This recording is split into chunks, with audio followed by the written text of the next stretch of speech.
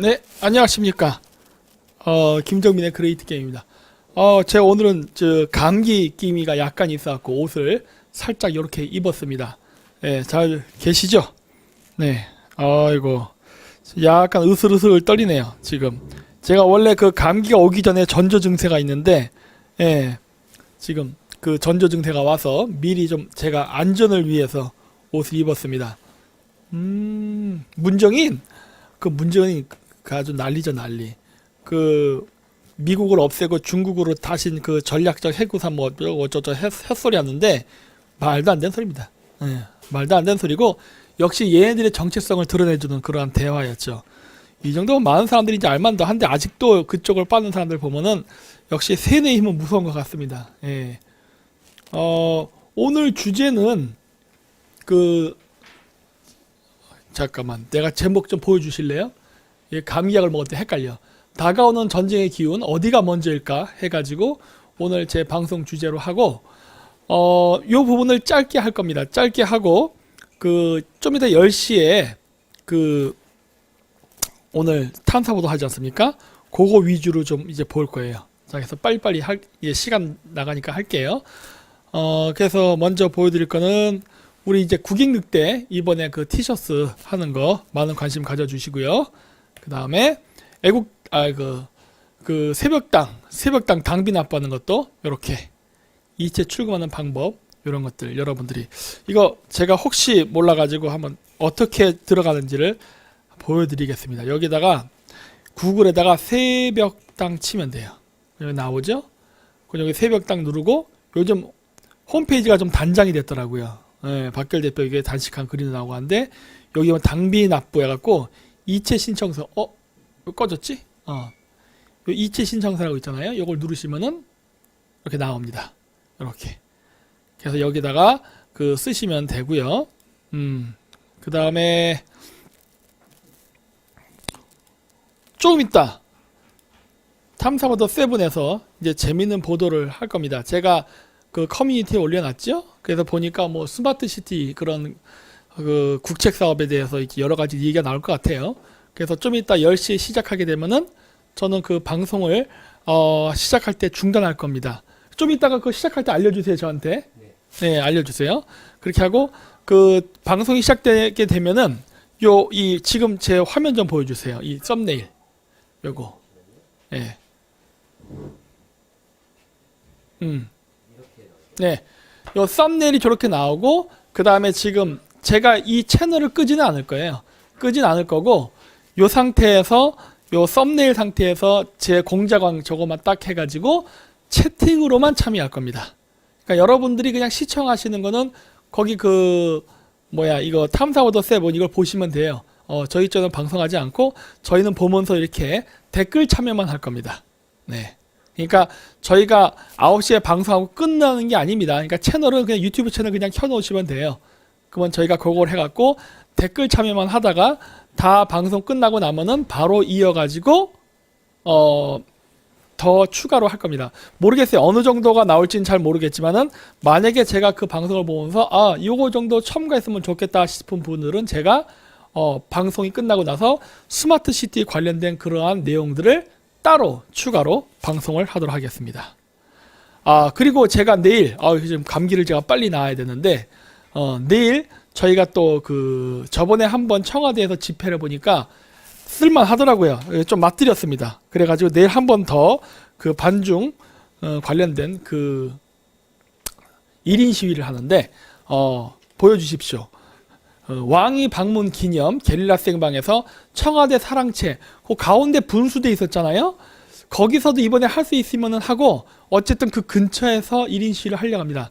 솔직히 가서 정확히 장소는 못 집어요. 왜냐하면 경찰이 이리 가라 저리 가면 거기 가서 할 수밖에 없으니까. 하지만 그 근처에서 하게 될 예정입니다. 시간은 대략적으로 제가 2시쯤에 하지 않을까 싶어요. 예. 이건 뭐 단식하는 그런 건 아니니까 일단 뭐 2시쯤 아니면 3시쯤 가가지고 좀 천천히 갈 거예요, 제가. 왜냐면 제가 지금 약간 감기가 걸려갖고 감기약 좀 먹고 좀 어느 정도 좀 회복이 된 다음에 그리고 가서 하려고 합니다. 그래서 제목은 중국 발음이 잘 안 되시는 분들을 위해서 헷갈리지 않게 제가 이렇게 딱 해놨어요.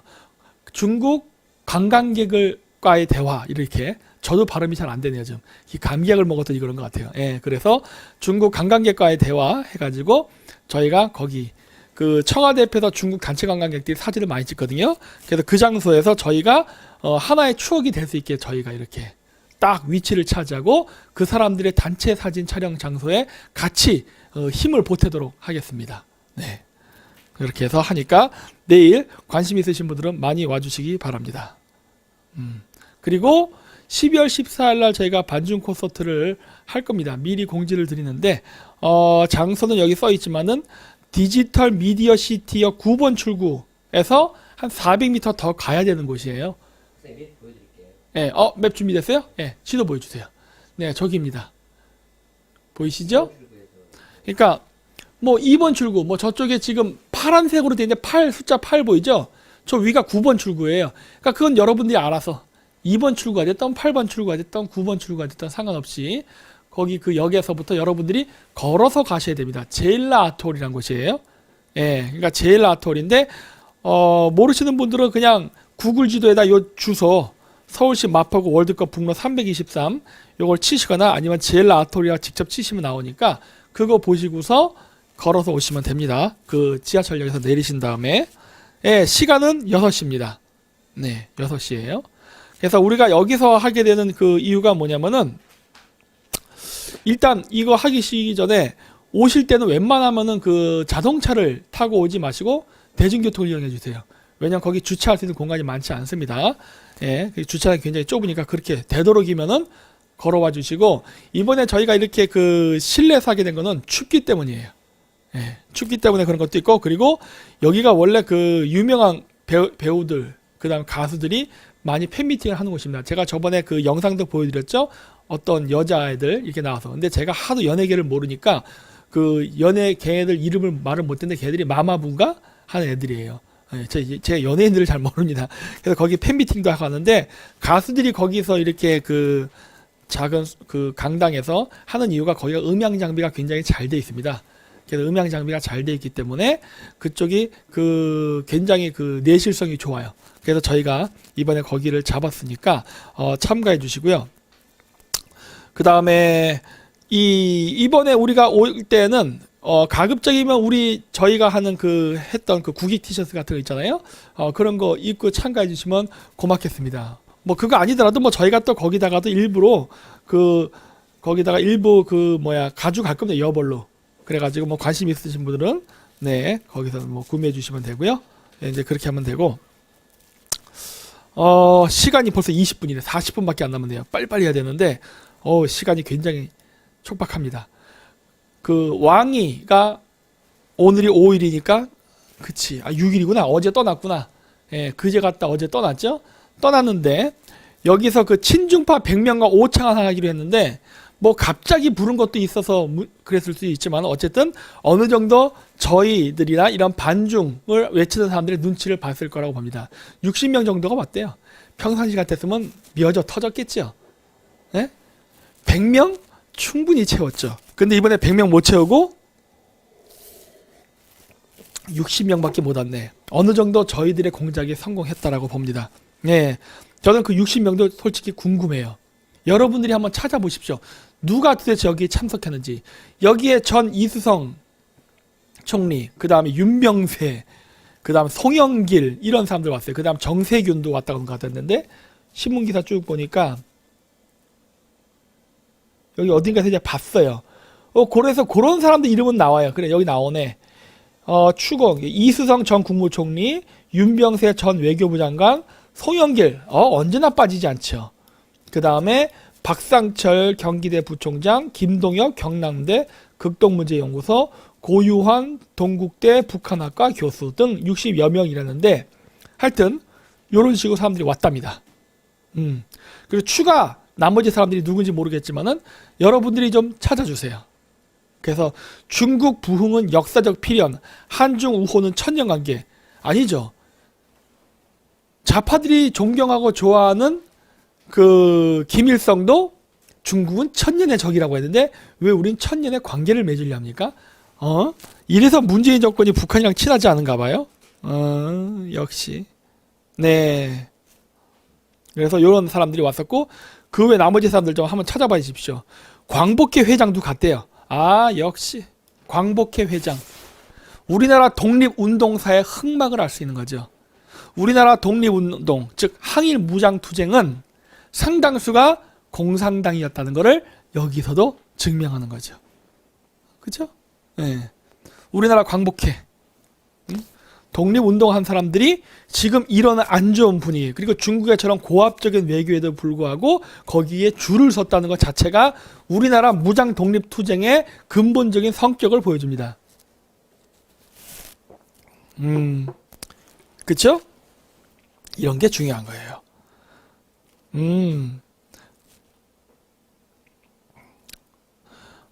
조원진 의원이요. 한번 찾아보세요. 네. 모르겠습니다. 하도 우리가 까다롭게 쳐다보니까 못 갔을 수도 있어요. 하지만 뭐 만날 수 있는 방법 많잖아요. 꼭 오찬만 아니라도 상관없지. 아마 우리가 이런 식으로 난리를 안 쳤다면 아마 떳떳하게 가서 아마 사회까지 봤을 수도 있죠. 그 사람 중국말 잘하거든. 근데 어쩌면 우리 때문에 못했을 수도 있어요. 뭐 어쨌든 좋다 이겁니다. 아주 화기애애합니다. 박수치고 아주 이 사진 앞에 나오려고 줄 쓴 사람들은 일단 의심해야 돼. 이 사람 당당한 거거든. 이런 사람들은 아주 문제가 많은 골수라고 볼 수 있습니다. 네, 그래서 여기까지 얘기하고 이제 24분이네요. 이제 저에게 남은 시간은 30분밖에 안 됩니다. 자, 오늘은 아까 얘기했듯이 원래 본 주제로 돌아가서 이야기를 하겠습니다. 전쟁이 어디서 날 것인가에 대한 부분인데 이거는 제가 오래전에 이거를 했었습니다. 어떤 걸 먼저 보여줄까 여러분들에게. 자, 요거는 제가 예전에 했던 제3차 세계대전의 서막, 이랑 정권의 전복. 그래갖고 이게 2018년 8월 10일 했던 방송이에요. 그레이트 게임에 있습니다. 그리고 또 8월 17일 날도 또 했었죠. 중동 분쟁과 난민의 북한 커넥션 해가지고 이때에도 이란 경제 제재 해갖고 이란 얘기를 또 언급했죠. 내가 이거 굉장히 심각한 문제다. 그리고 나서 또 8월 24일 날 이란 제재와 무너지는 1대1로 아무도 연결을 못 시킬 때 이미 연결 다 시켜서 얘기를 다 했어요. 그렇죠? 네, 이런 것들을 했었어요. 그래서 그 했던 것들이고 그 다음에 이런 것들을 여러분들이 보고 싶으면은 제가 계속 그 위치를 알려드릴게요. 자, 어떻게 하면 되느냐?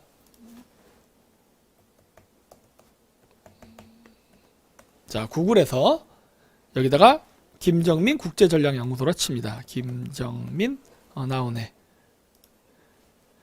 그럼 여기 나오죠? kjmisis.com 요게 저희 홈페이지예요.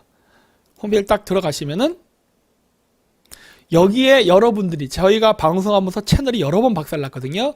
채널이 박살나면서도 저희가 계속 여기다가 업데이트를 해놨습니다. 여기 가시면 저희 방송을 볼 수 있어요. 그 삭제된 것들을 계속 추가 업데이트를 하고 있습니다.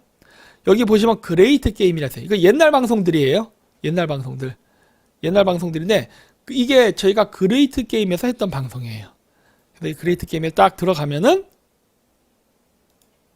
자 어디에 나오냐? 여기 맨 밑에 거 보자. 5번이구나. 오케이. 자, 요 그레이트 게임에 보면은 이 그레이트 게임 앞쪽으로 다시 여기서 다시 할게요. 자, 여기서 그레이트 게임을 누릅니다. 그레이트 게임을 딱 누르면은 쭉 나와요. 근데 그레이트 게임을 제가 계속 하고 있잖아요. 그래서 쌓였습니다. 그래서 어디인지 잘 모르잖아요. 어디에 있느냐? 여기 번호가 써 있죠? 번호가 1, 2, 3, 4, 5. 이 5번쯤에 있더라고요. 그래서 여기 쭉 보면 이렇게 중간에 이렇게 많이 나옵니다. 악의쪽 북한 이런 식으로. 그래서 여러분들이 여기 가셔서 보시래요. 네, 이렇게 계속 여기 있어요. 그러니까 여기에 여러분들이 이렇게 들어가셔서 그냥 보시면 됩니다. 여기 다 있어요. 중앙아시아나 간 이후서부터 다 나오죠. 예. 그러니까 여기 가서 여러분들이 직접 보시면 돼요. 맨날 여러분들이 찾더라고요. 어디 있느냐인데 여기 다 있습니다. 여기 가서 보세요. 아셨죠? 그래서 보시면 되고, 자, 오늘 제가 조금 옛날 PPT를 보여드리겠습니다. 자, 요겁니다. 다물 프로젝트. 잠깐만. 여기가 그래서 그 다물 프로젝트 목차입니다. 이렇게. 이게 2007년도에 제가 만들기 시작해서 발표는 2012년도인가 했던 걸로 제가 기억해요. 아닌가? 하여튼 뭐 그때가 노무현 정권 막 끝나면서 이명박 정권도 넘어가는 시점이었는데 2008년도인가? 내가 지금 정확히 기억이 안 나는데 하여튼 그때쯤이에요. 다물 프로젝트 아시죠? 다물 프로젝트의 마지막은 뭐다? 고토수복. 이거를 제가 카자스에서 연구했던 거예요. 예. 그래갖고 이렇게 20년 후의 대한민국, 그게 바로 지금이죠. 앞으로 향후 20년 후에 대한민국에서는 이러한 일들이 발생할 테니까 준비를 해야 됩니다라는 거를 이때 이미 보고서를 제가 다 썼어요. 아, 이게 제 졸업 논문의 일부입니다. 제 졸업 논문은 제가 만들었던 다물 프로젝트의 일부를 제가 발췌해서 순한 맛으로 쓴 거예요. 그게 논문에 등록이 된 거예요. 요즘 제 몽골 논문 찾으려고 사람 보냈다며. 야, 일을 하려면 똑바로 해. 여태까지 논문도 찾아보지 않고 논문 검증했다고 변 이희재가 표절을 했다는 등 논문 수준이 낮다는 등 거짓말했잖아. 근데 왜 이제 와서 몽골에 가서 논문을 찾고 있지? 아니 논문을 갖고 있는 거 아니었나? 논문을 갖고 있다고 얘기해놓고서 논문을 지금 찾으라고 사람을 보내면 어떡해?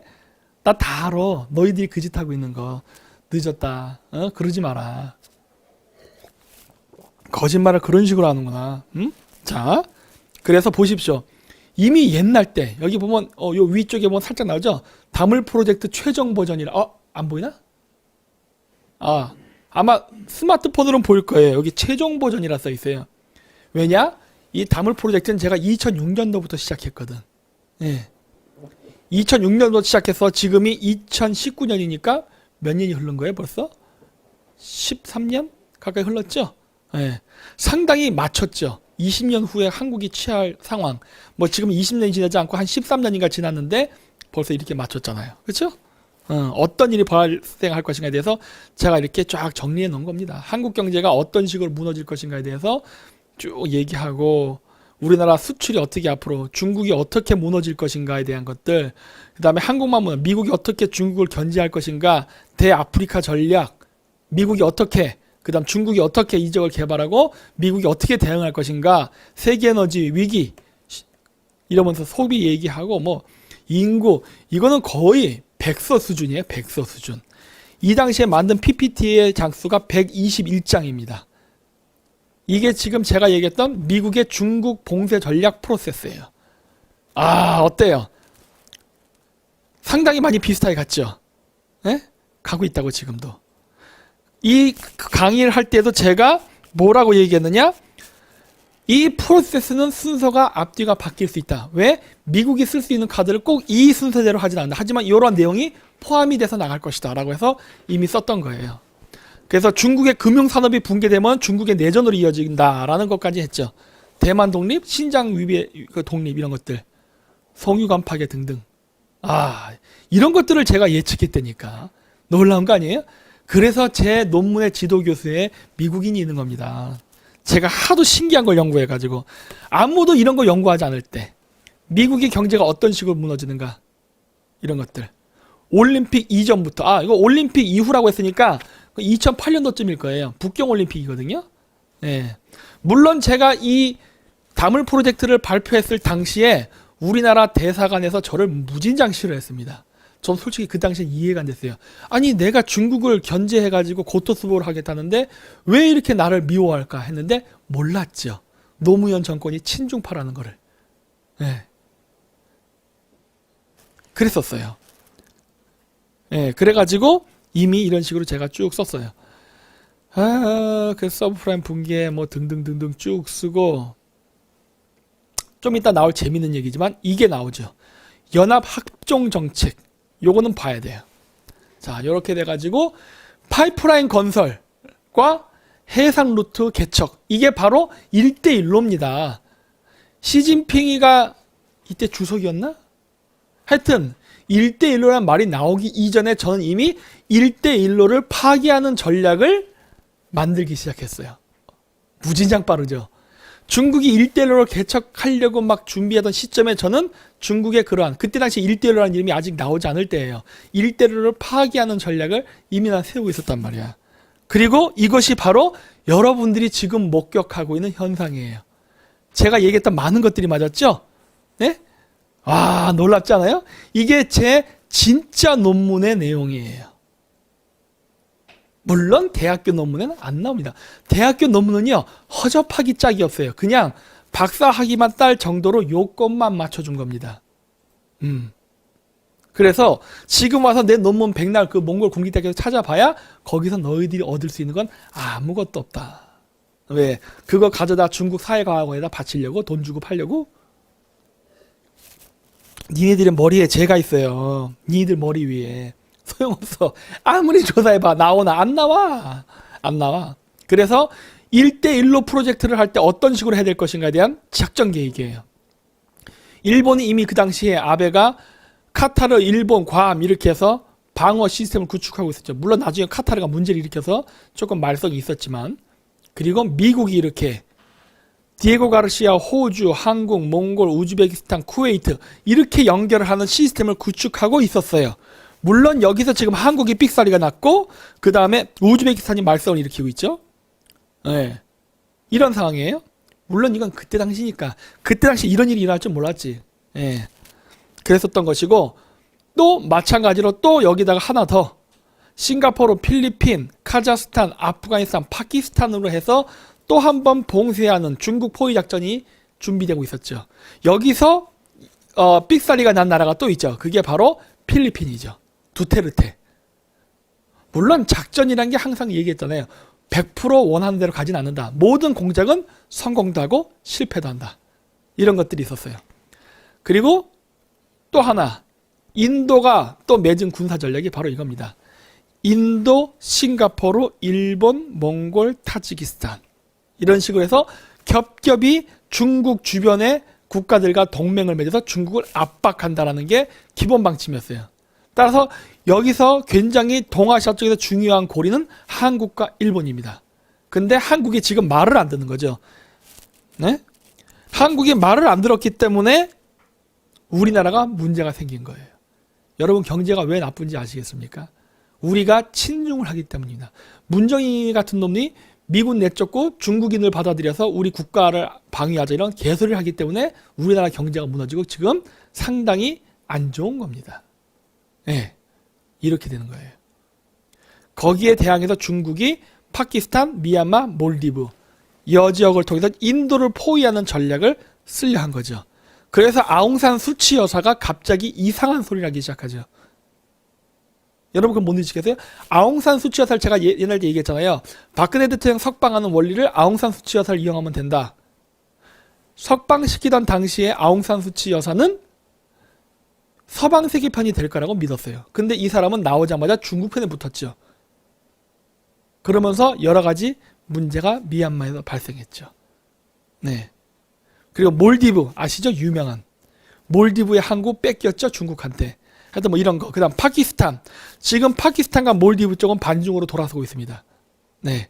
미얀마 아직 퀘스천 마크예요. 미얀마 경제 개박살 날 겁니다. 네. 이러면서 어쨌든 중국의 고리가 지금 끊어지고 있어요. 근데 지금 제가 얘기하는 이거는 바로 13년 전 얘기예요. 제가 13년 전에 짰던 중국 1대1로 봉쇄, 그 다음에 파괴 프로젝트의 일부입니다. 그러면서 제가 반기문 사무총장에 대한 이야기를 했습니다. 왜 했느냐? 이때 홍석현, 그치? 홍석현이라는 사람이 유엔 사무총장이 될 뻔했죠. 아마 됐었으면 아마 더 심각한 문제가 생겼을 수도 있어요. 그랬는데 홍석현은 되지 않았죠. 되지 않았는데 제가 이 이야기를 하면서 무슨 얘기를 하느냐? 이번에 우리나라 사람이 반드시 유엔 사무총장이 된다. 그거는 누가 나와도, 한국 국적을 가진 똥개가 나와도 유엔 사무총장이 된다. 그래서 이 유엔 사무총장은 무조건 한국인이 되기 때문에 이번에 굉장히 중요한 사람이 여기 들어가야 된다. 그리고 그때 당시에 후보가 여러 명이 있었어요. 스리랑카도 있었고 인도네시아도 있고, 주로 사무총장은 제3세계에서 뽑습니다. 그러니까 G7 같은 패권 국가들이 아닌 나라에서 뽑아요. 네, 뽑는데 그때 국가들을 쫙 보니까 이거는 100% 한국인이 되는 게임이었어요. 그래서 제가 그때 그런 얘기를 했어요. 왜 100% 제가 된다라고 그 단언을 했느냐. 뭐가 8,500명이야? 아, 지금 보는 게 8,500명이에요? 아, 중국 애들 들어왔어? 왜 그래? 내가 다물 프로젝트 보여주니까 중국 애들 관심 갖고 들어왔나 보네? 다 안 보여줄 거야. 일부만 보여줄 거야. 오늘 주제랑 관련 있는 것만. 그랬는데, 제가 왜 100%라고 제가 얘기했느냐? 그때 반기문 사무총장, 그때 사무총장이 아니죠. 그냥 반기문 씨의 이력을 제가 쭉 봤어요. 쭉 봤더니, 내가 빨간색으로 쳐놓은 것들. 90년도에 외교부 미주국장, 92년도에 뭐 외교부 장관 특별보좌관 주미공사, 그 외에 뭐 유엔 사무처 등등등등의 경력이 있어. 그래서 내가 이걸 딱 보고 이 사람 되겠네? 이렇게 된 거예요. 이건 뭐 묻지도 따지지 않고 이 사람이 되겠구나 라는 생각을 했어요. 왜 그랬느냐? 뭐 이력이 미국에서 활동을 했던 일종의 그런 경력이 있어서 가능하다고 봤지만 그거 외에 하나가 더 있었습니다. 야, 좋다. 다크나잇. 야, 사기꾼 방송 시작됐네. 참네. 마음대로 떠들어. 마음대로. 그냥 너희들은 배가 아플 뿐이야. 약오르지. 메롱. 너희들은 약오를 수밖에 없어 나한테. 왜? 내 머리를 못 따라오니까. 자, 제가 왜 100%라고 생각했느냐?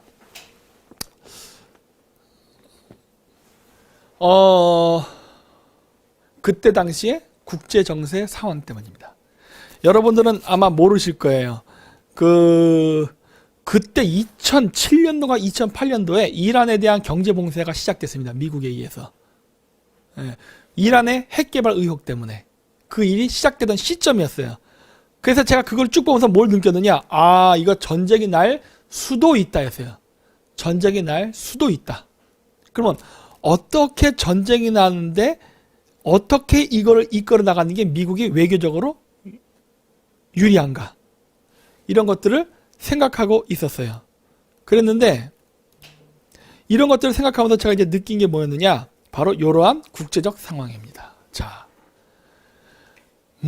그때 당시를 기준이에요. 지금 생각하지 마세요. 2008년도 기준이에요. 내가 왜 아무리 한국 국적을 가진 똥개가 나와도 유엔 사무총장이 된다고 믿었느냐? 물론 반기문 씨 같은 경우는 더 좋았죠. 이거 막 지나가네. 내가 보여주기도 전에. 자, 첫 번째. 당시의 악의 축은 두 개였습니다. 북한과 이란. 그런데 이거 스톱 시켜야 되는데. 자, 요거 그냥 그림 보세요. 그냥 일단 먼저 보고 갈게요. 이거 제가 시간차로 해놨거든요.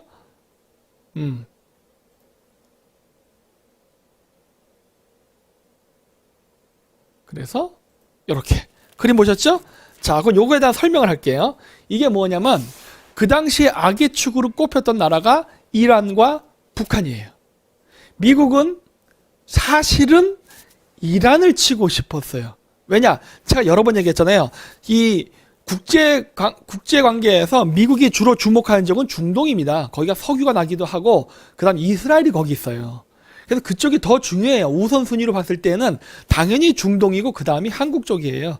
순위가 밀립니다. 그런데 이란이 핵 개발을 하면서 핵 개발 의혹이 있었는데 이거를 제재를 가해야 되는데 어떻게 제재를 가할 때 국제사회가 동참하게 만드느냐가 굉장히 중요한 문제였어요. 예. 자, 그래서 어떻게 되는 거냐? 이때 제가 이걸 보면서 가상 생각을 했죠.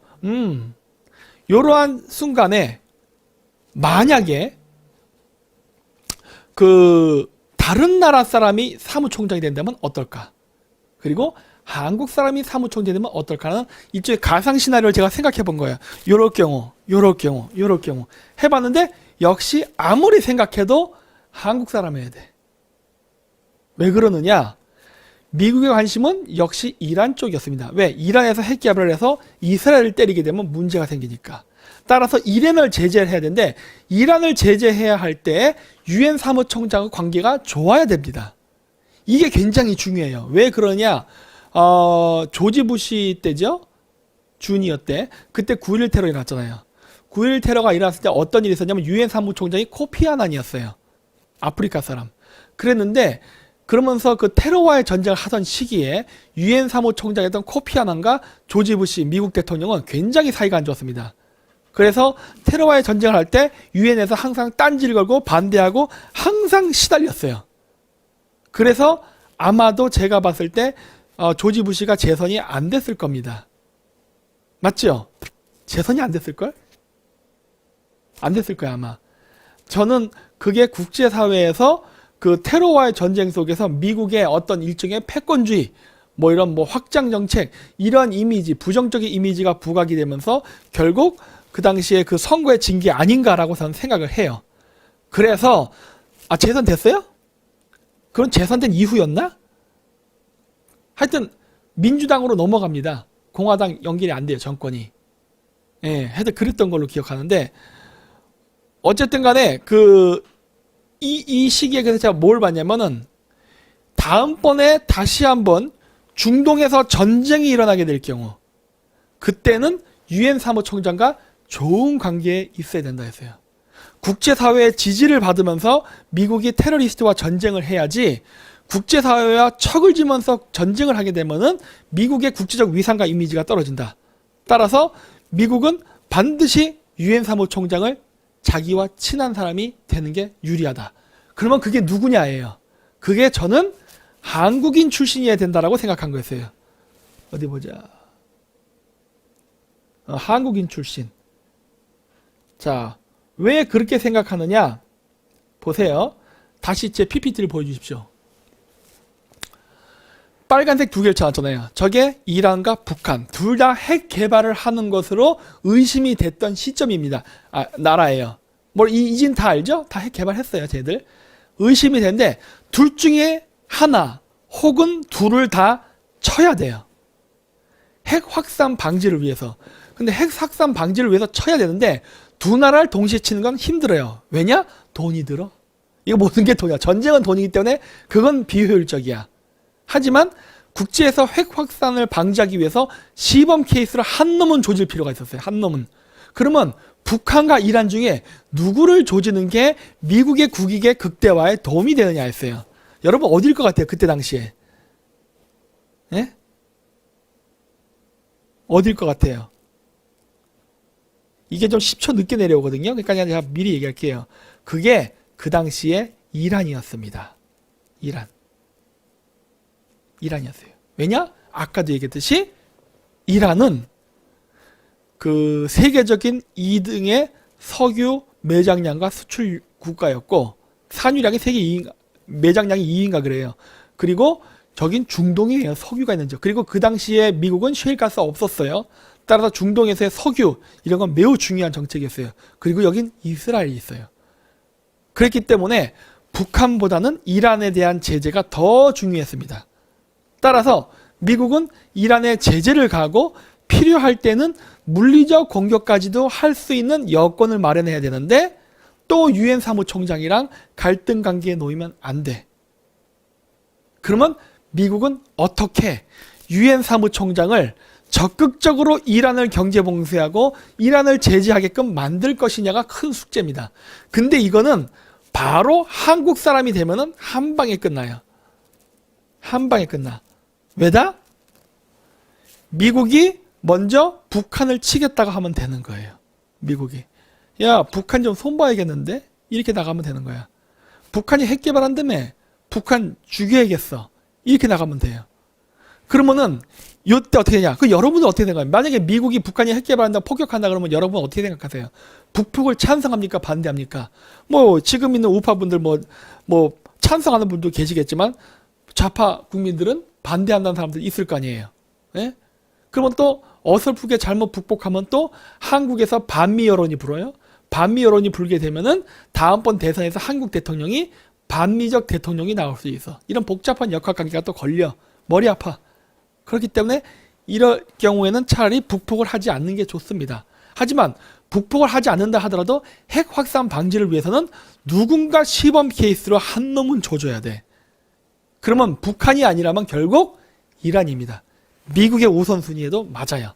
자, 그러면 미국이 이란을 경제 제재를 가하고 그다음 그 당시에 북폭은 이란에 대한 폭격은 하지 않았지만은 어떤 만약에 군사적인 충돌까지 각오하고 갈 경우 이란에서 그러한 전쟁이 나는 거에 대해서 유엔 사무총장이 지지를 해줘야 되는데 이럴 때 한국 사람이 굉장히 유리하거든요.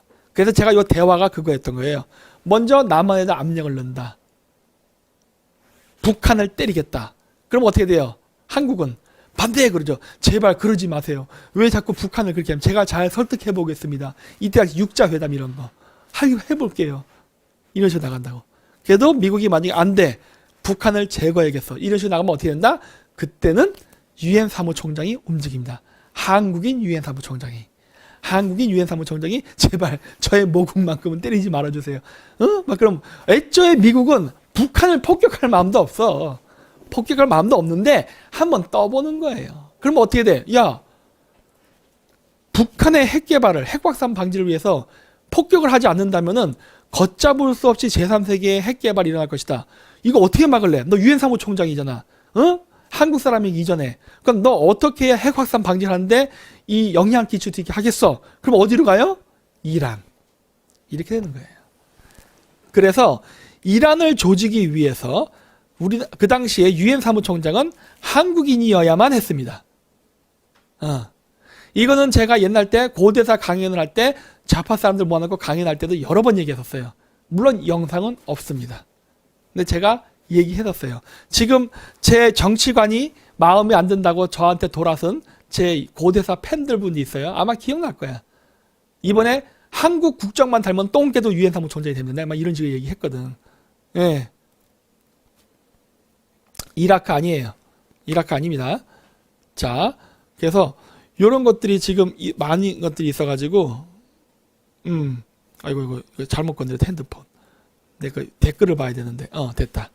그래서 요 이야기를 제가 했던 겁니다. 자, 근데 그게 일부 제가 여기에 나오죠.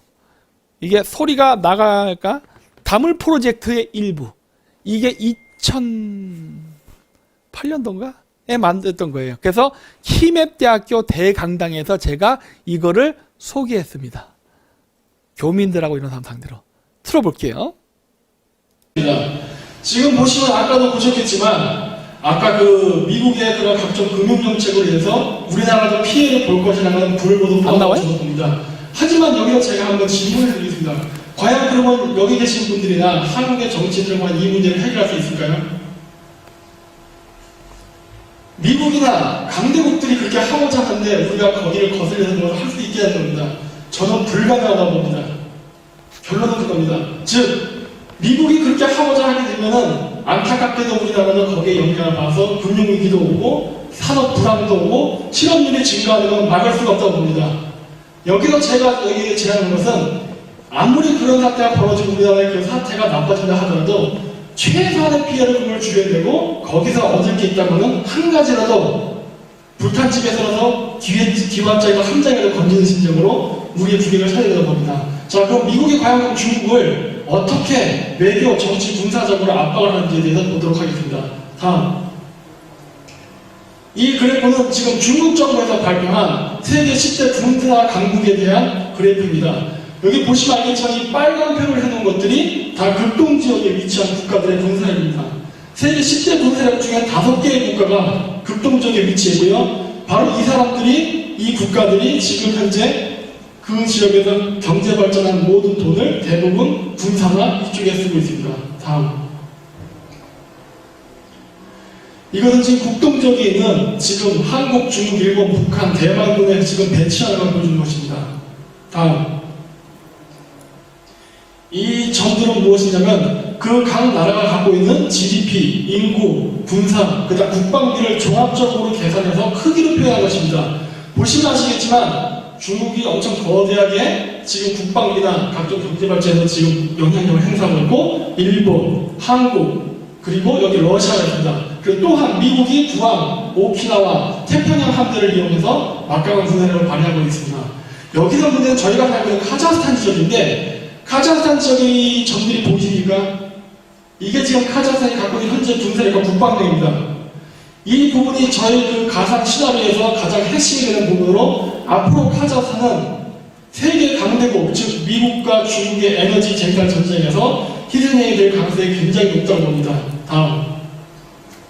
이것이 현재 각 지역, 중국을 중심으로 봤을 때 미국, 극동, 동남아시아, 중앙아시아의 국방비, 그 다음 GDP, 인구, 그 다음에 각 경제 발전에 대한 도표입니다. 거의 보면은 중앙아시아를 포위하는 전략으로 나가 있으며, 다음 인도 또한 중국을 포기하기 위해서 다음과 같이 군사동맹을 맺었습니다. 이에 대항하기 위해서 중국이 맺은 군사동맹은 다음 중국, 파키스탄, 몰디브, 미얀마를 잇는 인도 봉쇄 정책을 피고 있습니다. 근데 제가 여기 보면은 중국, 몽고, 카자흐스탄, 우즈베키스탄, 타지키스탄, 파키스탄, 몰디브 이런 나라가 하얀 띠를 둘러도 이게 왜 그런지 아십니까? 이 국가들의 공통점을 아십니까 혹시? 이 국가들의 공통점은 바로 SCO 가입국과 그 옵저버 국가라는 뜻입니다. 즉 우리가 일반적으로 알고 있기로는 SCO는 이후 21세기 이후에 나토에 대항하는 새로운 군사 조직일 거다라고 대부분의 언론에서 얘기하지만 저는 그 반대 의견을 갖고 있습니다. 왜냐? SCO 가입국들도 서로 자기들 내부에서 연행과 합종을 하면서 중국의 편드는 척도 하고 한편으로는 미국에도 편드는 이중적인 면을 보이고 있기 때문에 이 SCO 군사 조직은 나토같이 단단한 연맹체가 아닌 걸 볼 수 있습니다. 다음.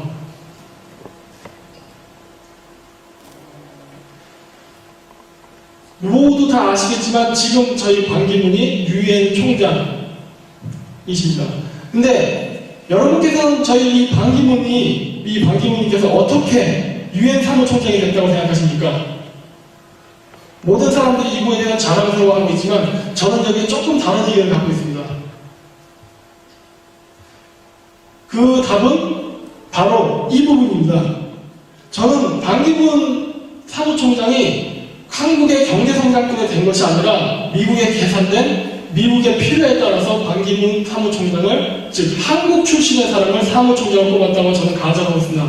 그 근거로서는 이분의 그 활동 영역인데 제일 먼저 유엔 사무총장이 되고 한 일이 뭐냐면은 바로 국제평화유지활동국, 즉 유엔군을 이원화하는 것입니다. 쉽게 얘기해서 1991년하고 2001년 1차, 2차 이라크전이 발생했을 때 가장 힘들었던 부분이 뭐였냐면은 바로 유엔 사무총장과 마찰이었습니다. 그 전 유엔 사무총장과의 그 관계는 미국은 최악이었습니다. 왜냐? 2차 이라크전을 참전했을 때 부시 정권을 계속 탄압하고 그리고 비난을 하고 국제적인 여론을 악화시켜서 결국 지금 2008년도 대통령 선거에서 공화당이 민주당을 이길 수 없을 정도로까지 국제적인 여론에 영향을 끼쳐서 미국의 대외 정치에 큰 영향을 끼쳤기 때문에 앞으로 미국이 다시 중동이나 그 다음 대중국 경제 정책을 펴기 위해서는 반드시 친미적인 유엔 사무총장이 필요하다고 저는 판단합니다. 그렇기 때문에 반기문 사무총장이 됐고 반기문 사무총장은 되자마자 했던 게 바로 유엔군에 이원합니다. 유엔 상임이사국에서 거부권을 발동을 해도 유엔 사무총장 직속의 유엔군을 이용해서 세계평화 활동에 군대를 보낼 수가 있는 것입니다. 기존에는 여태까지 그것이 안 됐다고 해서 지금 하객을 만들겠다는 것은 무엇이냐면 바로 지금 중국이 자신의 에너지 확보를 위해서 각종 인권 문제 때문에 아프리카에서 무슨 일을 하려고 할 때 항상 중국이 반대편을 던지고 해서 만장일치가 돼야만 결정이 되는데 중국의 방해로 모든 것이 지금 되지 않고 있습니다. 그렇기 때문에 상임이사국을 거치지 않고도 유엔 사무총장 독자의 의견으로 군대를 파병할 수 있는 권한을 지금 갖고자 하는 것입니다. 이건 제가 보기에는 반기문 사무총장의 독자적인 의견이 아니라 미국의 영향을 강하게 받던 겁니다. 다음. 자, 그렇다면은 예를 들어서 앞으로 미국이 이란을 친다고 뭐 군대가 꼭 육군이 들어가지 않는다 하더라도 비행 폭격도 포함해서 만약에 하겠다고 한다면 미국이 과연 어떤 식으로 이것을 할 수 있을까요? 어떤 식으로 미국이 전혀 국제적으로 비난을 받지 않고 합법적으로 군대를 보내고 이란을 폭격하고 뭐 핵 발전소 시설을 파괴할 수 있을까요?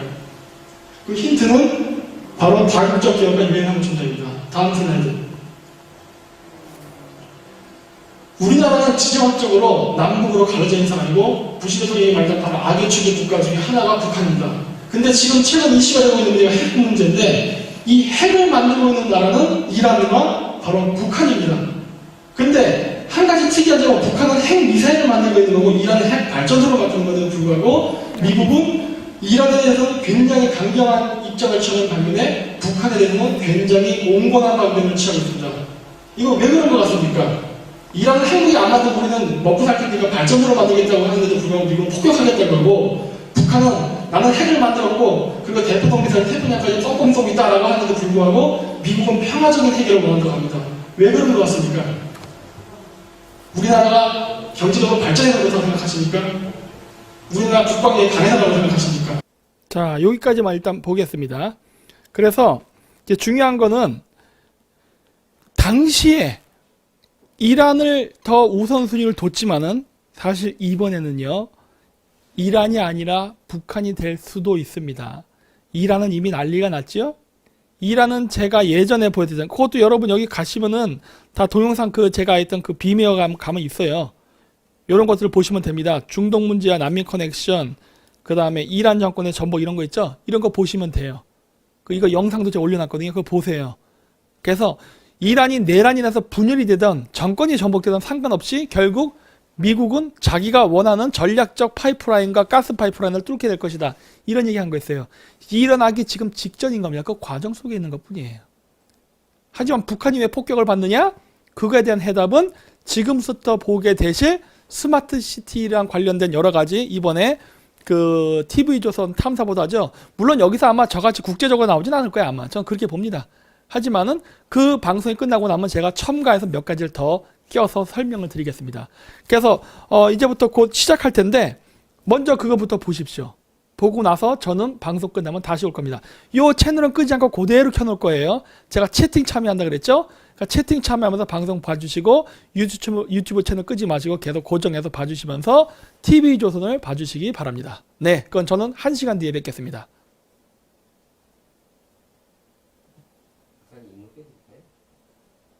아, 나? 뭐 내가 있을 필요가 있을까? 아, 채팅. 잠깐 알았어요. TV조선을 또 봐야 되는데 아직은 안 하죠? 어디 탐사보도라고 써볼까? 탐사보. 아, 그래요? 자, 끝났죠 이제? 아유, 어디 잘 보셨습니까? 자, 다시 방송으로 돌아왔습니다. 아이고야, 재밌네요. 그래서 이런 여러 가지 내용들이 이번에 올라왔죠. 그렇죠? 그래서 이제 스마트 시티에 대해서 나왔는데 뭔가 후속편이 있을 것 같다는 느낌을 많이 말씀하시는데 저도 그럴 것 같다는 생각을 합니다. 근데 오늘 지금 제가 얘기할 부분은 그 뒷부분. 근데 아까 이란 얘기 마저 끝낼게요. 그래서 하는데 그래서 지금 국제 정세는 이란과 북한이 항상 큰 두 개의 축의 문제점입니다. 이번에 이란에서 지금 폭동이 났죠. 이란 문제가 해결되고 나면은 그 다음 미국이 볼 곳은 북한입니다. 트럼프가 계속 얘기하죠. 김정은 나는 개인적으로 친하다. 이 얘기 뭐예요? 너 내가 개인적으로 했던 약속 안 지키면 죽는다예요. 협박하는 거예요, 사실은. 뭐 나는 김정은과 친하다. 뭐 김정은도 날 좋아한다. 그 말 내용은 협박이라고. 이거 외교적 언사를 알아야 그 감을 느낄 수 있어요. 그런데 어쨌든 그런 건데. 자, 그래서 이제 중요한 것은 무엇이냐? 오늘 이제 방송 끝부분에서 다시 한번 연결해서 다시 이란 문제를 제가 붙일 겁니다. 자, 이 스마트 시티에서 좀 더 파야 될 부분이 무엇이냐면은 여시제예요. 여시제를 아직 더 정확히 나오지 않아서 여시제가 정확히 나와야 왜 이게 중요한지를 압니다. 요게 지금 여시제 홈페이지입니다. 여러분이 구글 같은 데 가셔가지고 누르면 돼요, 그냥. 그러면 이거 여시제 홈페이지가 다 나옵니다. 그러면 여시제 홈페이지 가서 여러분 뭘 보시면 되느냐? 여기에 내용을 보면 되는 거예요, 내용. 어떠한 내용들이 있느냐? 여기 뭐 신문명 도시라는 게 나오죠? 요게 스마트 시티입니다. 누르면 여기 나오죠? 예. 이게 바로 그 스마트 시티를 건설하기 위해 여시제가 지금 움직이고 있는 것들이에요. 그래서 얘네들이 지금 중국과 함께 스마트 시티 건설을 하고 있습니다. 이광재 얘기 나왔죠? 이광재에서 갑자기 왜 나와요? 이광재 여시제 멤버입니다. 어떻게 하냐고요? 재단 속에 여시제 사람들이라는 데를 들어가면 나오죠.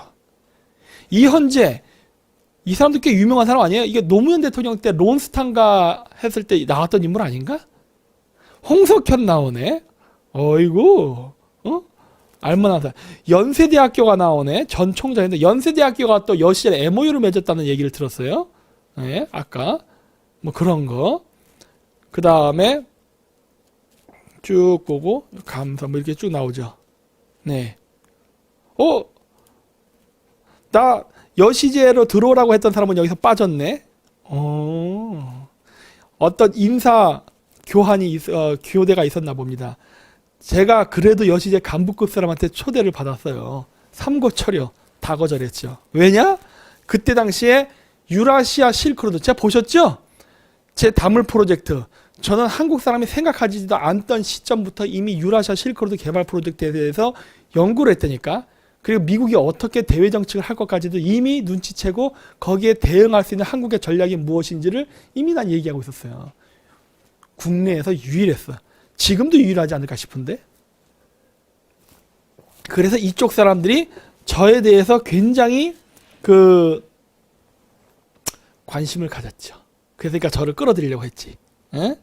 그랬는데 거절했죠. 왜? 나는 절대 중국과 거래하지 않는다. 그게 이제 철학이었기 때문에. 그래서 여시제 가면은 좋은 거 맞습니다. 이 출판물. 이번 보고서라고 나와요. 이렇게. 이런 거. 이 보고서하고 이제 출판하고 하는데 뭐 이거 하면 연급이 빠방하게 나옵니다. 나도 제안 받았었어요. 안 했어. 논문만 내면 된다. 내가 미쳤다고 논문을 냅니까? 지금 변 이희재도 내 논문을 찾으려고 난리 버루스를 치죠? 나 안 줘. 절대로. 왜? 나는 이 다물 프로젝트를 쓴 논문을 돈을 벌려고 쓴 논문이 아니에요. 내 이 다물 프로젝트의 논문은 중국 쪽이고 북한 멸망시키는 목적으로 만든 논문이야. 내가 이거를 니네들한테 보여줄 것 같아? 말도 안 되지. 말도 안 돼. 하여튼 그래서 이런 것들 얘네들이 합니다. 그래가지고 뭐 기반 연구, 뭐 신문명도시 쭉 여러 가지 나와요. 연구 주제 볼까? 자, 연구 주제에서 동북아 협력, 싱크탱크 동향, 북극 항로 개척 나오죠? 북극 항로, 우리 강민구, 어쩌고저쩌고 얘기했던 거. 이게 그거예요. 그래서 내가 그 포럼에 가서 반대 의견 얘기했던 거야. 근데 얘들 내 얘기를 똑바로 안 들어. 나는 거기 발표자가 아니었어요. 여기 책자도 다 갖고 있어. 나는 구경꾼으로 간 사람이야. 그래서 토론 끝나고 질문 시간에 얘기한 거예요. 북극 항로는 우리의 국익에 맞지 않는다 이런 식으로.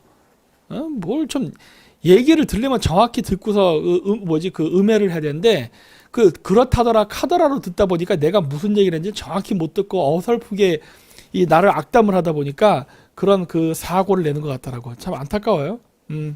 왜 그렇게 중국을 위해서 일을 하는지. 어이구 소리가 난다. 그런지 모르겠어.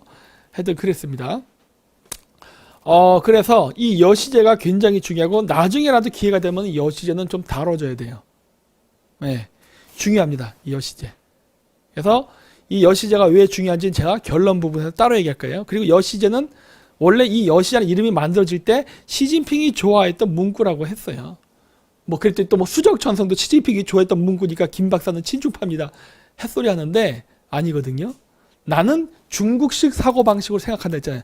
중국인보다 더 중국인답게 생각하면서 중국인들이 어떻게 움직이를 파악해서 거기에 대한 대응 논리를 딱 얘기하잖아요.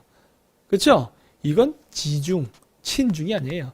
그런데 나는 시진핑이랑 6번이나 악수했어요. 나는 중국에서 사업을 해요. 근데 저는 지중입니다. 이것과 얘기가 달라요. 나는 중국을 연구를 해서 어떻게 중국을 이기냐를 연구하는 사람이야. 이게 지중이야. 그렇죠? 달라요. 자, 그런 것이고, 자, 또 어느 부분이 또 다뤄져야 되냐면 화웨이가 나와야 됩니다. 화웨이. 예. 우리나라에 만드는 지금 아까도 얘기 나왔죠? 우리나라에서 어쨌든 만들어진 스마트 시티 계획은 여시제를 통해서 중국하고 교류가 되고 있습니다. 중국의 스마트 시티 건설과 한국의 스마트 시티 건설은 여시제라는 조직에 의해서 양쪽이 컨트롤되고 있어요. 그런데 이 스마트 시티를 건설할 때 제일 중요한 게 뭐죠? 인터넷입니다. 인터넷 중에서도 5G. 그 5G를 누가 하고 있죠, 지금? 삼성이 하고 있는데 삼성은 지금 아주 개작사를 내버렸죠. 문재인 정권 들어서 이재용 부회장 어마어마하게 공격하고 뭐 재판하고 막 난리쳐서 한국에 있는 국산 5G를 개박사를 내면서 굳이 중국산 5G를 끌어들였죠. 그게 뭐예요? 화웨이. 그래서 그 화웨이 5G 기술을 지금 우리나라 스마트 시티 건설에 집어넣으려 하고 있습니다. 이 부분이 다뤄지지 않은 것 같아요. 이 부분. 이게 너무 양이 방대하거든. 예. 사실 이 스마트 시티에 대한 비리라든가 문제점을 이 방송 다큐멘터리 하려면요, 적어도 5편은 나와야 될 정도예요. 어마어마하게 양이 많아. 그래서 그 부분까지는 아직 다뤄지지 않은 것 같은데, 그래서 화웨이의 스마트 시티 건설, 이거 우리가 알아야 됩니다. 그리고 화웨이가 100개가 넘는 도시를 위한 스마트 시티 신경체제 구축, 바로 이 부분 때문에 그래요. 네. 그래서 지금 중국은 전 세계의 주요 대도시에 5G를 깔고 화웨이 것으로 만든 다음에 세계를 감시할 수 있는 감시 시스템망을 구축하는 작업을 하고 있습니다. 그게 중국 공산당이 하고 있는 짓이에요. 전 세계를 감시하기 위한 시스템을. 예? 여기에 지금 여시제가 같이 들어와 있는 거예요. 여시제가. 예? 그래서 아프리카에도 이렇게 IT 지금 도시를 만들면서 시험적인 준비를 하고 있습니다. 이미 만들어졌을 거예요. 지금 만들어지고 있어요. 여기뿐만이 아니야. 피그라는 도시들에도 많이 들어와 있죠. 예. 그래서 지금 이런 지금 프로젝트가 이루어지기 때문에 굉장히 이것을 경계해야 된다고 제가 얘기했던 거예요. 그리고 보시면 여기 나오지만은 아시아투데이에 나온 거지만 중국 보안기술 수입하는 중앙아시아 스마트 시티냐 아니면 감시체계냐. 근데 이거는 누가 어떻게 쓰느냐에 따라 달라지는 거겠죠. 근데 이거는 감시체계입니다. 그리고 공교롭게도 중앙아시아에 드리는 이 스마트 시티 건설은 여러분들이 뭐와 연결해서 봐야 되느냐? 지금 문재인 정권이 하고 있는, 제가 예전에도 방송에서 했었어요. 비트코인 관련돼서 할 때 뭐라고 얘기했어요? 이거 최근 거, 옛날 거 말고 최근에 했던 거에서 뭐라 얘기했느냐? 우리나라가 중앙아시아에 가상화폐 거래소를 만든다. 특히 우즈베키스탄에다가. 이 얘기 제가 했을 거예요. 기억나세요? 우즈베키스탄 건설하고 투르크메니스탄 건설하고 카자흐스탄에 건설한다. 특히 투르크메니스탄은 이란하고 접경이 되어 있는 나라인데 거기다가는 우주개발 프로젝트까지 중국과 함께 해서 가상화폐를 통해 갖고 북한에서 미사일을 만드는 것을 중앙아시아로 옮겨서 만든 다음에 바로 이란으로 수출한 시스템으로, 그리고 거래화폐는 암호화폐로 하려는 움직임이 보인다라는 얘기를 제가 했잖아요. 예? 예. 이런 것들이 지금 있습니다. 그래서 같이 연결해서 봐야 돼요. 그런데 왜 중앙아시아가 이 스마트 시티 건설에 적극적이냐? 안타깝게도 중앙아시아 국가는 독재 국가입니다. 독재 국가다 보니까 자신들의 정권을 연장시키기 위해서 국민을 감시할 필요가 있어. 그러다 보니까 중국산 스마트 시티 시스템을 도입하는 겁니다. 플러스 알파로 암호화폐도 두둑히 챙기는 거죠. 문제는 뭐다? 이 지역 사람들은 신장 위구르 자치주, 즉 동투르키스탄의 위구르인들과 동족입니다. 특히 우즈베키스탄은 위구르 사람과 언어가 대동소이해서 서로 알아들을 수 있어요. 중국은 스마트 시티 건설을 하기 위한 초기 단계로서 그 감시 시스템, 화웨이가 만든 게 뭐죠? 티엔랑, 천랑 시스템, 대국민 감시 시스템, 안면 인식 시스템, 이런 것 등등을 해가지고 지금 신장 위구르 자치주에다가 180명의 위구르인들을 가둬놓고서 감시하는 수용소를 만들면서 감시 시스템을 만들고 있단 말이에요. 이 시스템의 개념이 그대로 스마트 시티의 접목이 되는 거거든요.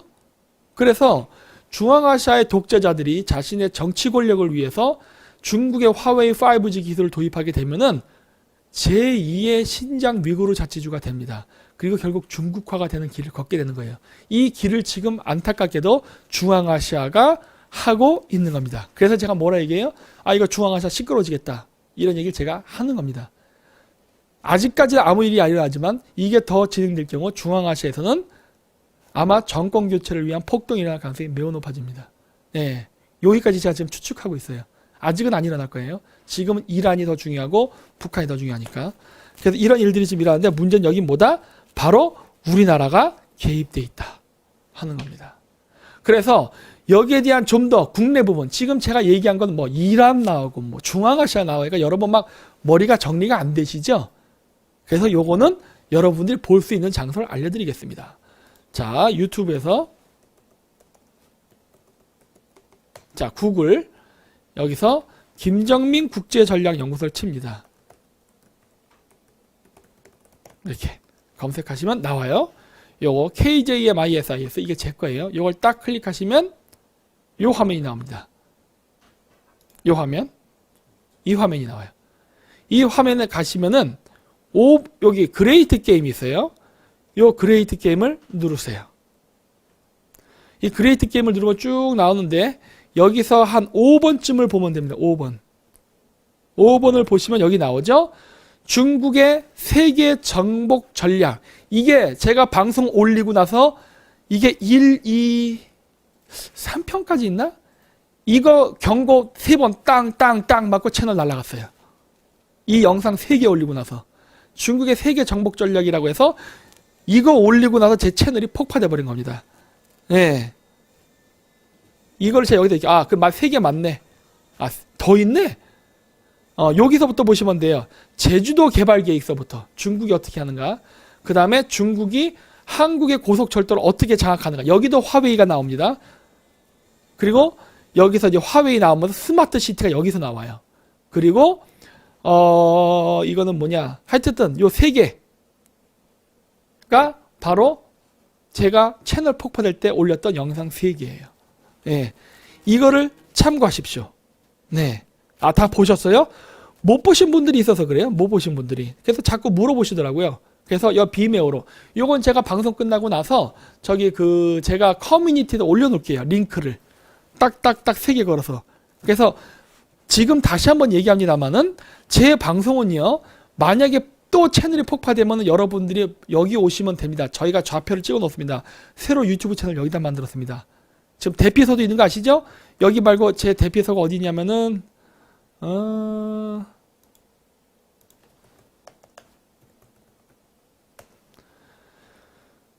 이제 보자. 공작왕.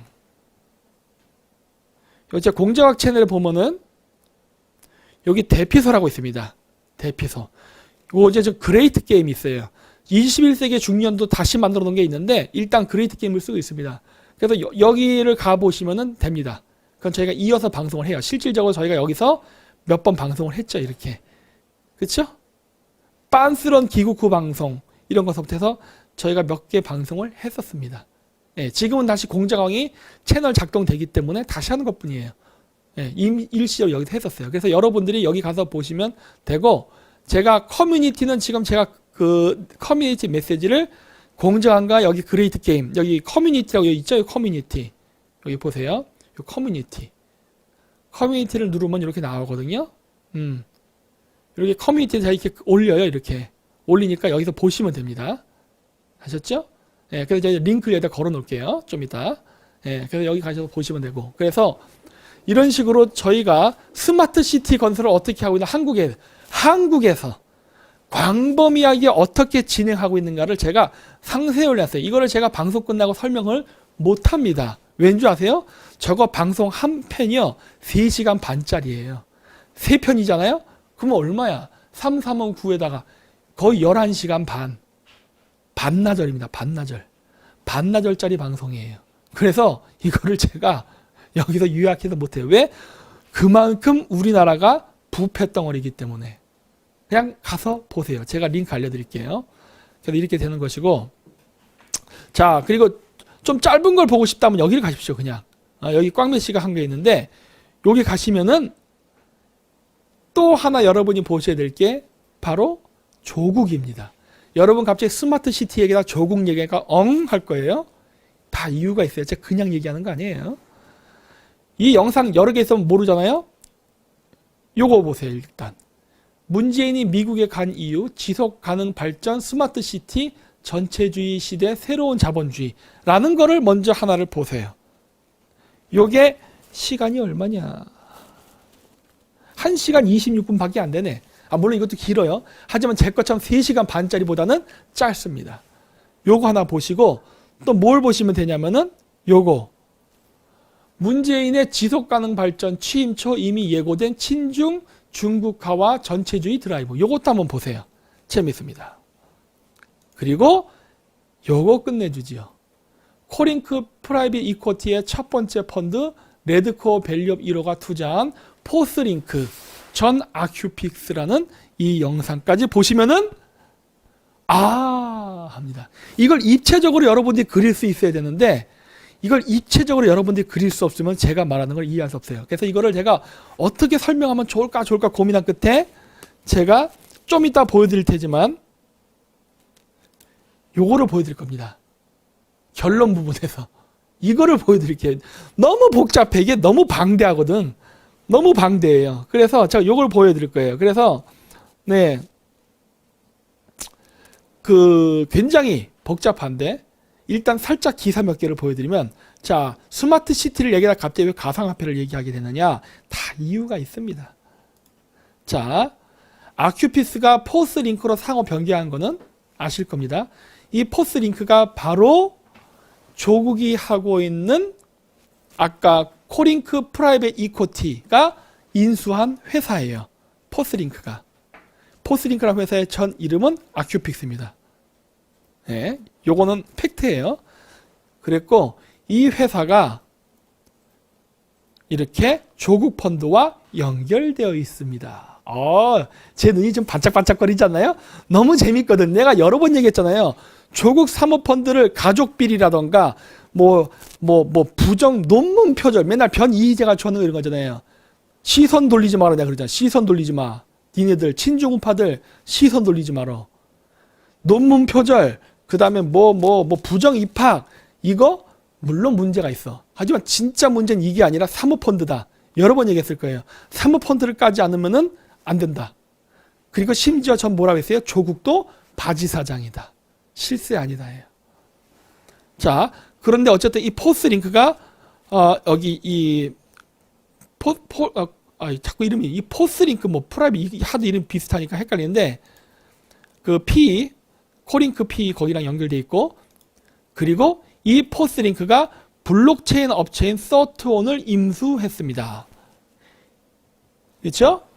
그리고 나서 나온 게 포스링크라는 암호화폐 거래소예요. 네. 그랬는데 가상화폐에 조국 펀드가 투자가 됐습니다. 코링크가 포스링크를 통해서. 그렇죠? 이렇게.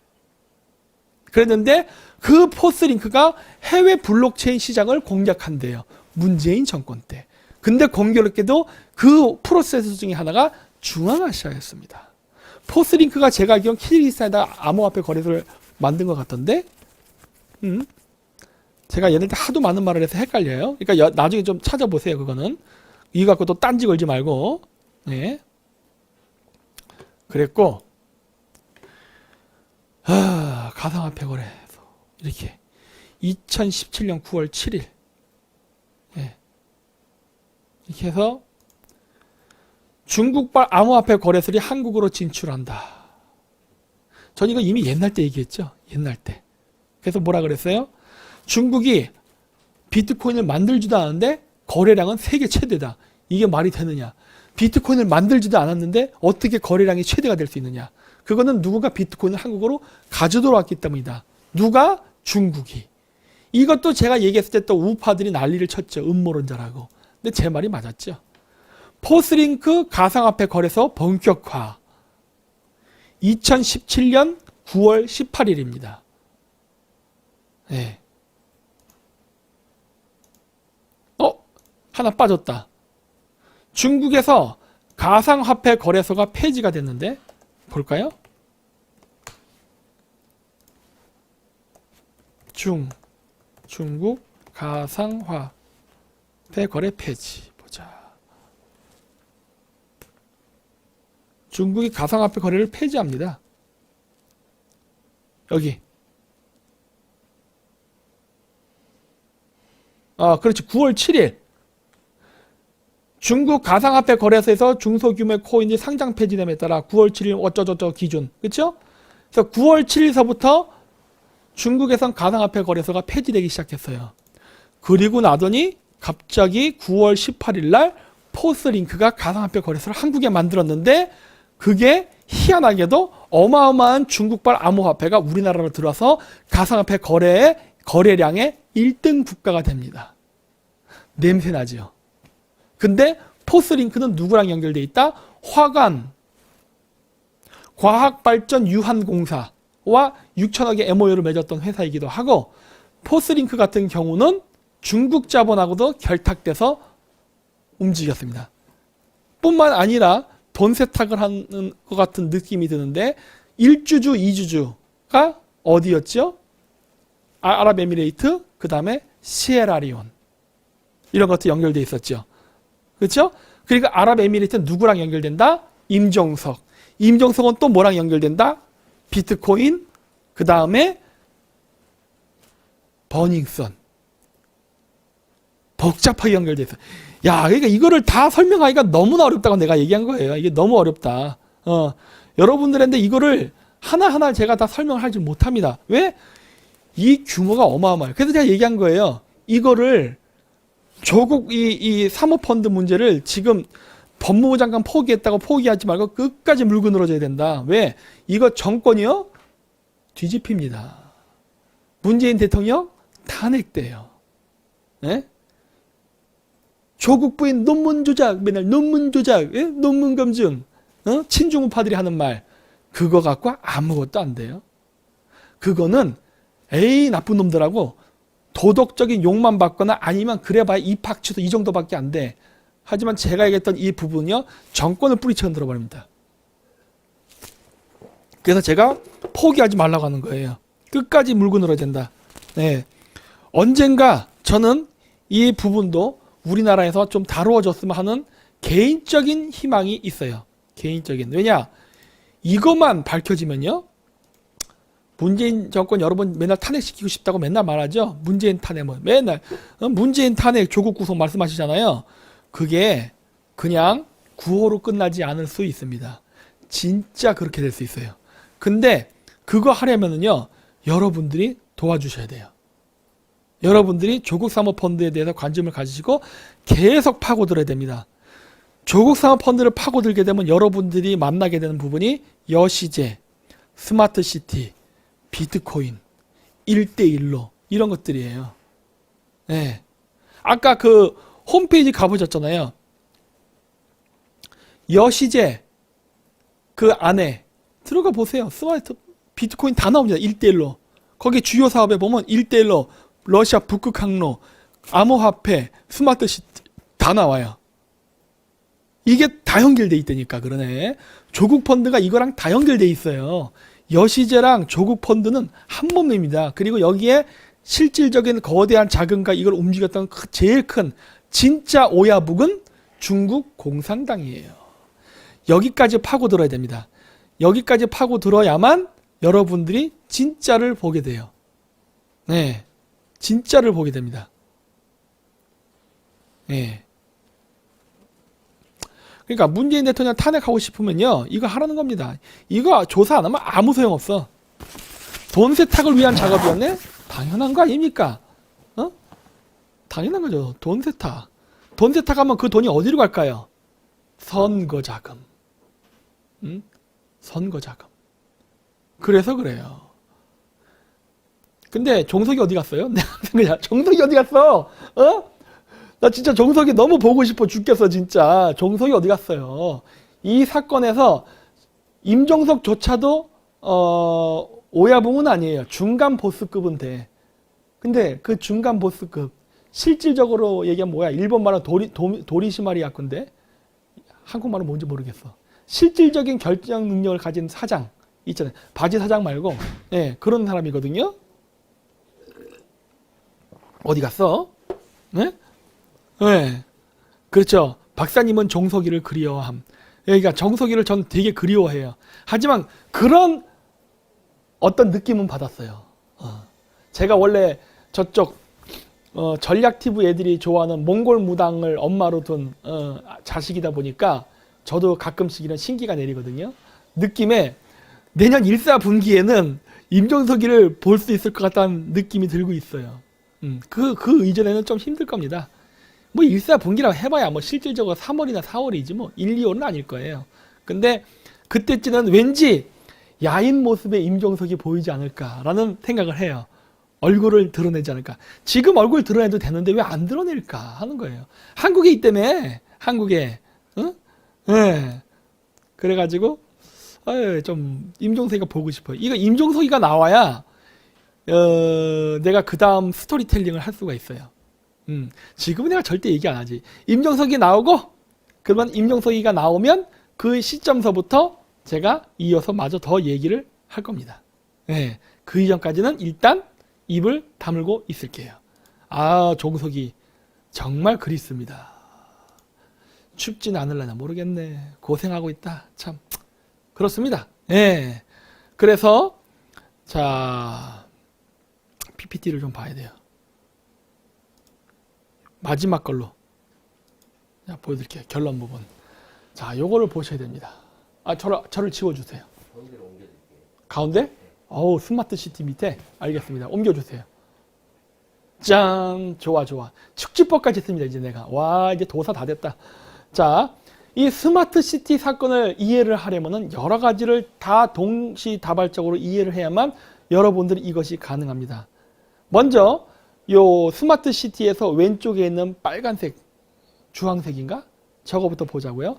먼저 스마트 시티 건설은 문재인 정권과 긴밀한 관계에 있습니다. 아주 긴밀해요.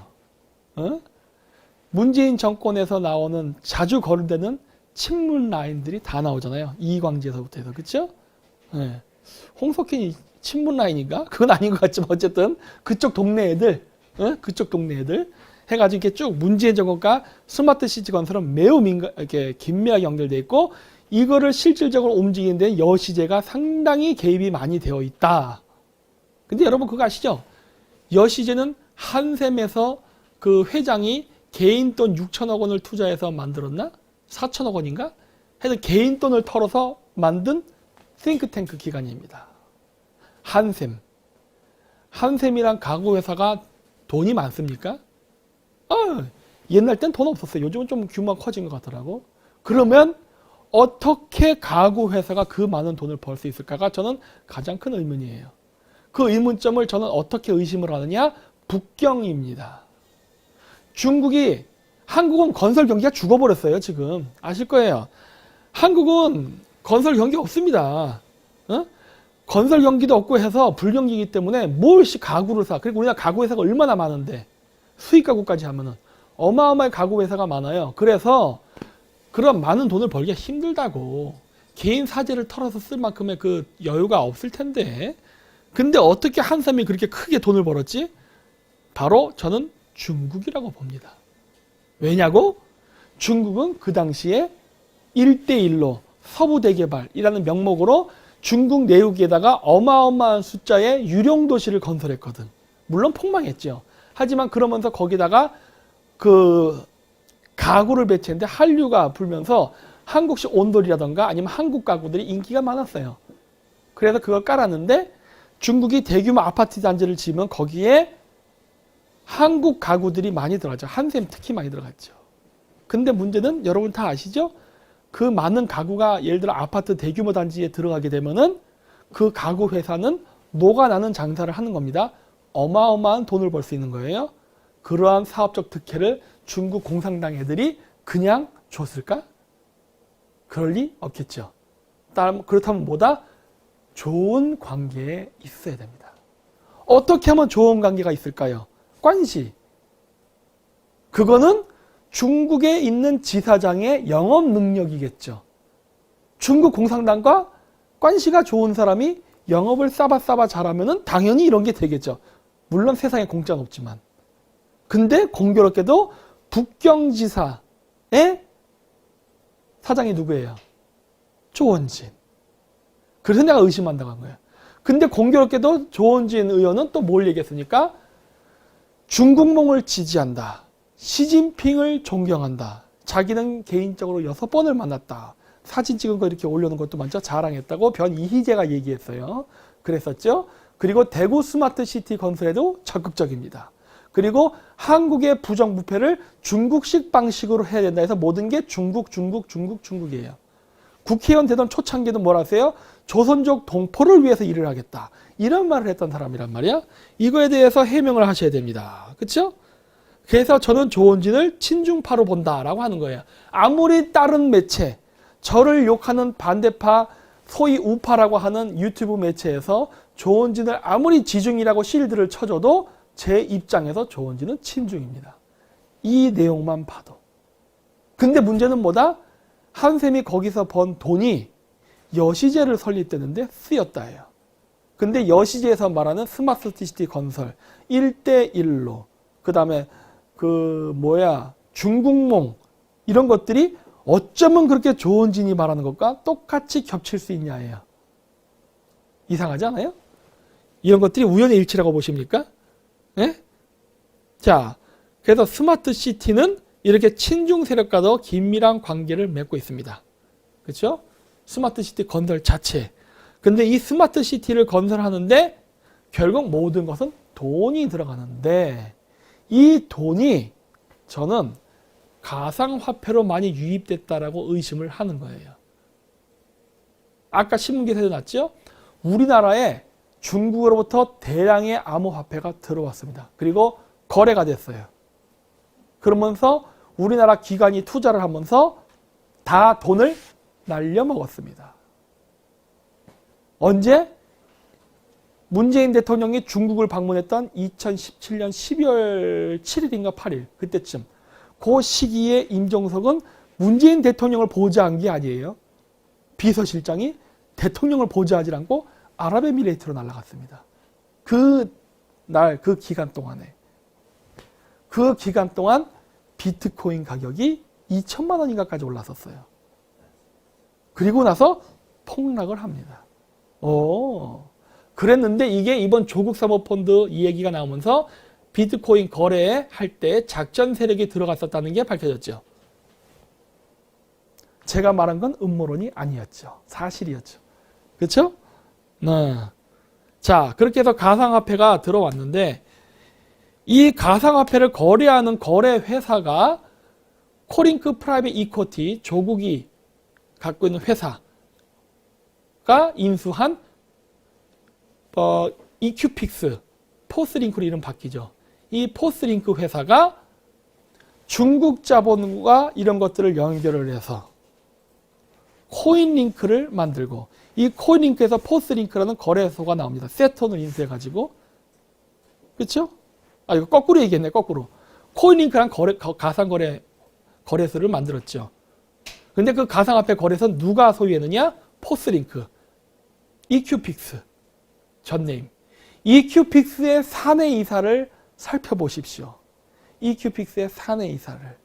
EQPix의 사내 이사를 살펴보면은 하는 사람들이 나옵니다. 하는 사람. 누군지 이름은 얘기 안 할 거예요. 여러분들이 부지런히 찾아보세요. 이 사람은 누구지? 이 사람은 특정 정당과도 연결이 되어 있습니다. 여러분들이 우파라고 얘기하는.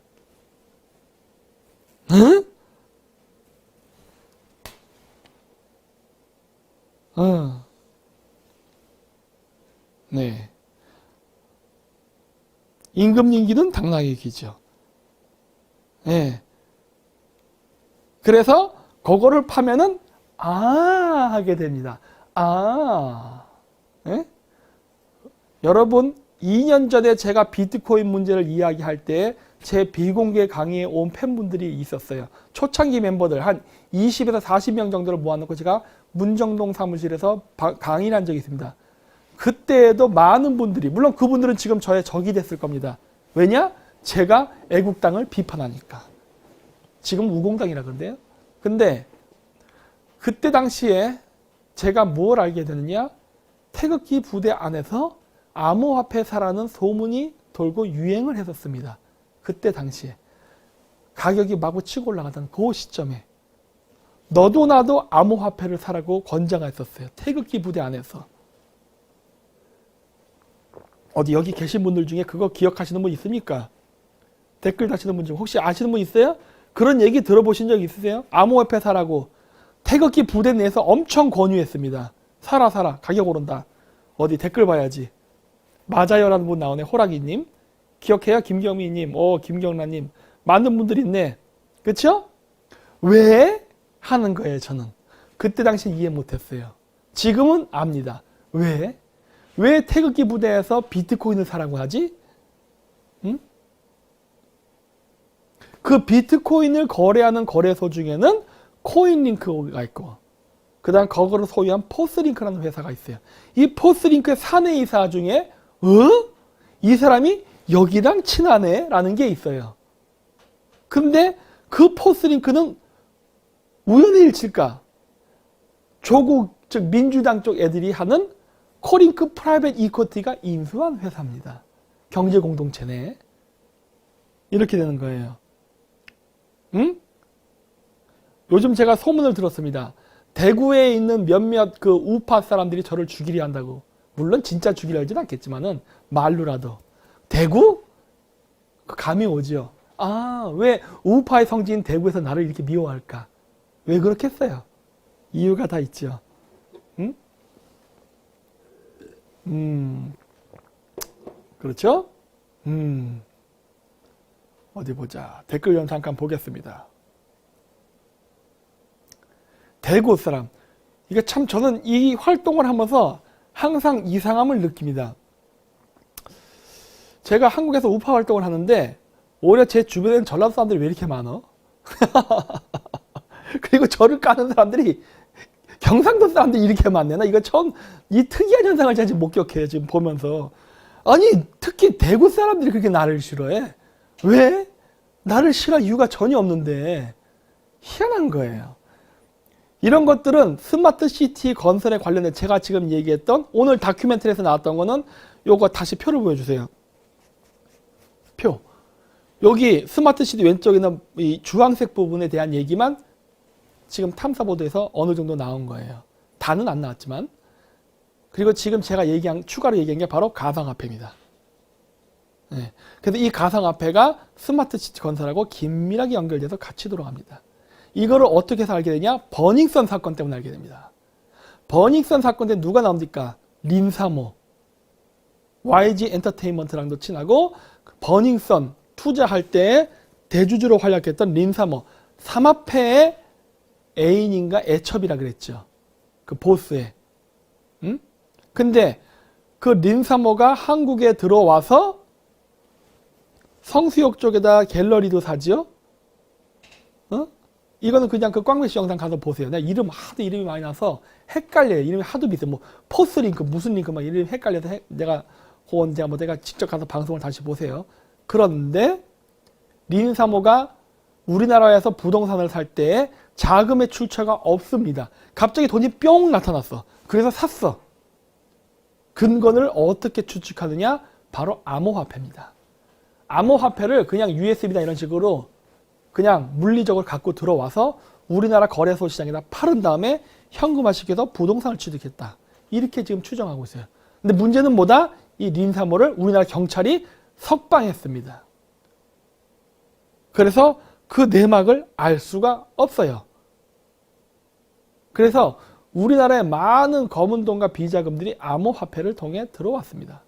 그 암호화폐로 들어와서 그것이 국내에서 거래를 통해 현금화가 됐는데 이 현금화된 돈들이 국내에서 원래 건전한 목적으로 개발을 하기 위해서 시작된 한국형 스마트 시티 프로젝트를 중국 공산당 입맛에 맞게 재조정되고 우리나라 문재인 사회주의 정권 입맛에 맞게 조정되는 과정에서 일종의 사례비로 쓰이지 않았을까 추정하고 있는 거예요. 그랬으니까 이게 말도 안 되는 일이 지금 벌어진 거예요. 그리고 여기에는 어마어마하게 많은 이권관계가 얽혀있다. 여러분 구글에 들어가서 스마트 시티 국회의원 쳐보십시오. 어마어마하게 많은 국회의원들이 나옵니다. 여야가 없어요. 여야가 없어. 응? 이렇게 되는 거예요. 여야가 없어요. 연결돼 있습니다. 친중에는 좌우가 없다. 제가 여러 번 얘기했잖아요. 친중에는 좌우가 없다. 자, 이렇게 되고 그러면서 이 가상화폐는 다시 임종석과 연결됩니다. 그렇죠? 이 임종석은 아랍에미레이트를 왔다 갔다 했는데 문제는 이 아랍에미레이트가 어디랑 또 연결되느냐? 포스링크. 내가 복잡해서 그릴 수가 없어서 그랬어요. 아랍에미레이트는 보이죠? 아랍에미레이트는 포스링크랑 연결되어 있습니다. 이렇게 또 3차원적으로 이해하세요. 3차원적으로 연결되어 있고 이 암호화폐가 이동한 경로는 한국은 일단 모른다고 빼요. 뺀다 하더라도 그냥 암호화폐는 러시아, 북한, 중국, 러시아, 이란, 베네수엘라, 그리고 이탈리아까지도 연결돼서 서로 움직였습니다. 그런데 공교롭게도 여기에 임종석이가 연결된 걸로 추정이 되죠. 왜? 암호화폐 때문에. 그리고 여기 이미 다 얘기해버렸네. 이 루트가 하나가 있는 거예요. 그리고 임종석은 버닝썬이랑 연결되어 있습니다. 조국도 버닝썬이랑 연결되고 임총경 당연히 버닝썬과 연결되어 있죠. 승리 연예인 얘기 안 할게요. 왜? 저는 연예인 별로 중요하게 여기잖아요. 이거는 핫발이야. 그래서 저는 버닝썬에서 승리의 비리에 대해서 별로 관심이 없어요. 없다기보다는 있지만 얘는 바지 사장일 뿐이고 얘를 통해서 여러 가지 범죄를 걔를 뒤집어 씌워서 묻는 용어로 쓰는 거기 때문에 내가 일부러 언급 안 합니다. 왜냐? 승리 얘기하면은 또 우리나라 개돼지들이 구독자 수 올라가겠지. 최신 정보 감사합니다. 역시 당신네들이 진정한 우파입니다. 관심 없어요. 네. 관심 없어. 연예인? 통과. 연예인은 삐에로일 뿐이야, 삐에로. 연예인은 권력자 앞에서 힘이 없죠. 그래서 연예인 갖고 뭐 누구랑 불륜했네, 뭐 어쩌죠. 저는 아예 관심이 없어요. 네, 왜? 그 시선 돌리기니까. 저 그 관심 안 가져. 저는 핵심만 보고 들어갑니다. 근데 버닝썬에서 마약이랑 연결됐죠. 근데 최근이 아니라 어저께 뉴스에 재미있는 뉴스가 나왔었어요. 어디 나이트클럽인데 거기서 중국 애들이 마약을 사용한다는 제보를 받고 경찰이 왔는데 나이트클럽의 기도와 나이트클럽 사장이 경찰이 출입을 막아버렸죠. 야, 우리나라가 벌써 그 정도가 됐습니다. 경찰이 마약 사범을 체포하러 가는데 나이트클럽 기도한테 막혀. 미쳐버리지, 미쳐버려. 왜 중국 애들이 마약 거래한다는데 왜 우리나라 경찰이 못 들어가고 한낱 나이트 기도에게 그렇게 쩔쩔맬까? 왜냐하면은 그 마약 밀매의 배경에는 중국 삼합회가 있습니다. 중국 삼합회만 있느냐? 천만에 만만해. 그 뒤에는 북한이 있어요. 또 그리고 복잡하게 얽혀 있으면서 제가 봤을 때는 이러한 거래에 협조적인 경찰도 있는 것 같습니다. 있는 것 같아요. 그러한 거래로부터 어떤 이득을 취하는 부패한 경찰도 있는 것 같아요. 네. 그래서 이게 왜 중요하느냐? 마약 스캔들은요, 굉장히 유용합니다. 말 안 듣는 정치인, 기업인들 군기 잡을 때 마약처럼 좋은 게 없어요. 그래서 그래. 근데 희한하죠. 마약은요, 여야가 없이 다 써요. 내가 봤을 때.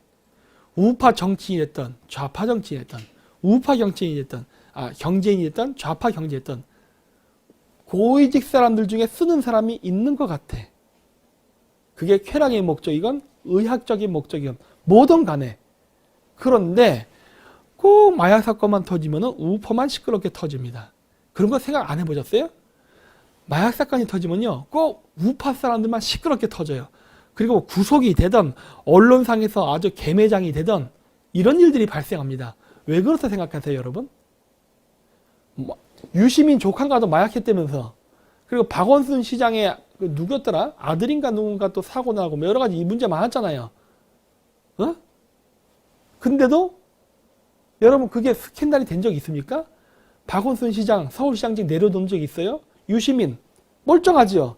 유시민의 누나 내 세계 테마기행 내린 그 매체 멀쩡히 이사장인가 잘하고 있죠. 왜 좌파들은 마약 사건이 나도 여전히 멀쩡히 있고 그러면서 왜 우파 사람들은 그런 것과 관련이 되면 완전히 파렴치범으로 몰리면서 그런 일들이 벌어질까요? 여러분 그런 거 생각해 보신 적 있습니까? 어디 보자. 언론이 쓰레기사? 아니 좀 더 구체적으로 좀 이성적으로 한번 생각하세요. 그냥 언론이 쓰레기라는 건 너무 추상적이에요. 왜 그럴까? 왜 그럴 것 같습니까?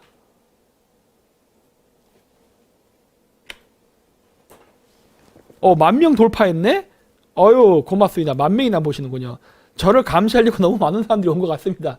뭘 날 감시하고 그래 도대체. 나 착한 사람인데. 드디어 만 명을 돌파했네요. 이 상황 속에서도. 한번 생각해 보세요. 왜 그래 왜? 언론 대부분이 친중하다. 틀린 말은 아니지만은 답은 요 그래프 상에 있습니다. 그래프. 다시 그래프를 보여주세요. 자, 우리나라에 유통되는 마약의 상당 부분은 중국 삼합회를 통해서 들어오지만 원산지가 메이드 인 노스 코리아인 게 무진장 많습니다. 메이드 인 노스 코리아. 메이드 인 노스 코리아가 중국으로 들어가서 중국의 삼합회가 그거를 다시 한국의 나이트 클럽으로 유통시키는 거예요. 네? 그러면 국내 유통시키는데 그럼 국내에서 누가 팔까? 물론 한국의 깡패들이 팔겠지. 누가? 좌파적 성향을 가진 깡패들이 팔겠죠. 응? 그러다 보니까 우파 사람들이 마약 사건이 연루되면은 이상하게 뽀록이 잘 나요. 좌파는 흐지부지. 응? 이렇게 됩니다. 흐지부지. 예? 그래서 좌파는 마약사범으로 안 잡혀요. 잡힌 사람 있으면 좀 얘기 좀 해주세요. 연예인 빼고. 자, 연예인은 관심 없다고 했잖아요. 연예인은 이러한 정치적 공장에서 어떻게 보면 희생당하는 인물일 수도 있어요. 희생당하는. 가끔씩 그 연예인들 마약 사건들이 터질 때가 있잖아요. 네? 연예인들? 그거 왜 터질 거라 봅니까? 저는 그걸 어떻게 보고 있냐면요. 연예인 마약 사건 딱 타면 난 어떻게 보냐. 우리나라 일반 대중들은 어머 걔가 마약을 했어. 실망이야. 이거잖아요. 저는 그게 아니에요. 제가 마약으로 했다고? 뭐 그럴 수 있어. 저는 궁금한 게 뭔지 알아요? 누구랑 했지예요. 혼자? 물론 혼자 하는 사람들도 있긴 있어요. 하지만 그거보다도 누구랑 했지예요. 분명히 누구랑 혼자 한 거 아닐 텐데 분명히 누군가 같이 했을 텐데 근데 그게 누굴까 하는 거예요. 근데 많은 사람들이 그런 거에 대해서 관심을 안 갖는 것 같더라고. 마약은요 혼자 안 할 때가 많습니다. 왠지 아세요? 여자 연예인이 마약을 했어요. 그럼 상대방 남자도 있어야 될 텐데 마약을 먹고 섹스했을 텐데 분명히 둘이 했을 텐데 근데 왜 여자 연예인만 자꾸 나타나지? 아니면 남자 연예인만 나타나지? 왜 둘이 동시에 나타나는 경우는 없을까? 라는 생각 안 해보셨어요? 여러분들? 응? 어디 보자.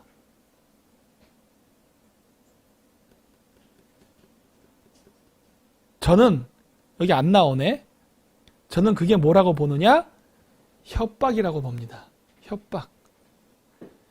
어떤 여자 연예인이 마약 사건으로 체포가 되는 거는 그 여자 연예인이 마약을 물론 한 건 맞겠죠.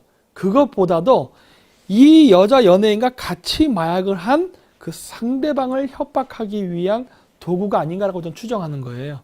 왜? 10중 8구 같이 했을 테니까. 그 얘기는 뭐다?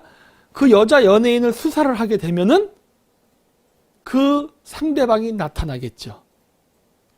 그 상대방은 폭망하겠죠. 그러면 어떻게 된다?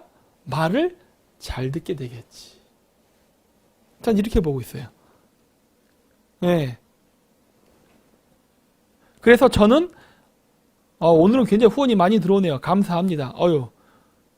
안대환님 감사합니다. 되게 큰 도움 해주셨네요. 네. 그래서 지금 이러한 그래서 내가 자꾸 연예인을 잘 안 보려고 하는 거예요. 왜? 연예인은 희생양이다예요. 맨날 연예인 긁어갖고 이렇게 물론 구독자 늘고 슈퍼챗 빵빵 싸주고 후원금 많이 들어오겠지. 그거 하면은 정통 우파 채널 관심 없어요. 안 들어도 돼. 제가 얘기하잖아요. 저희는 마음에 안 들면 딴 데 가서 보세요 그러지 여러분에게 코드 안 맞추겠다고 얘기하잖아요. 제가 지금 코드를 맞췄으면 제가 이렇게 하겠습니까? 그렇죠? 그러니까 이런 것들이 지금 있다는 거예요. 그래서 이 사건은 굉장히 깊게 연결되어 있습니다. 그리고 이 스마트 시티 건설은 중국이 있죠. 삼합회도 중국이에요. 버닝썬 당연히 중국이 대주주로 있었죠. 삼합회가. 그랬는데 여긴 조국하고 임종석이 있었고 조국은 여기 스마트시티. 결국 이 모든 것들은 어디로 연결된다? 결국 북한. 북한의 대북 송금으로. 그래서 제가 예전에 그런 얘기 했었을 거예요. 한때 제가 그런 강연을 한 적이 있었죠. 북한이 친미를 하고 남한이 반미를 하게 되면은 미국이 북한과 손을 잡을 수도 있을 것이다 라는 얘기 했었잖아요. 고맙게도 북한은 친미를 하지 않았습니다. 하는 척을 했어요. 정말 우리로서는 가슴을 쓸어내릴 수 있는 사건이었어요. 북한은 무엇을 했느냐? 남한의 주사파 세력들하고 바로 이러한 여러 루트를 통해서 대북송금을 받은 것 같습니다.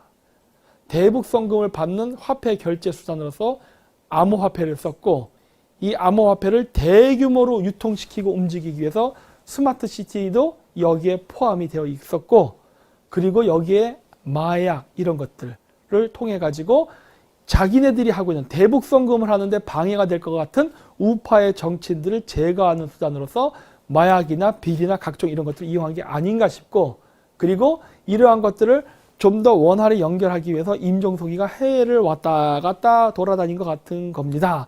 그러다 갑자기 요즘 안 보이는 것뿐이에요. 이런 것들이 복합적으로 연결되어 있습니다. 그리고 이 스마트시티 건설은 궁극적으로 뭐다? 여러분들을 바로 공산당의 감시 치하에 넣기 위한 거예요. 그리고 여시제의 프로젝트 중에 하나가 무엇이냐? 서울과 평양을 스마트시티 시스템으로 하나로 연결한답니다. 쉽게 얘기하면 뭐다?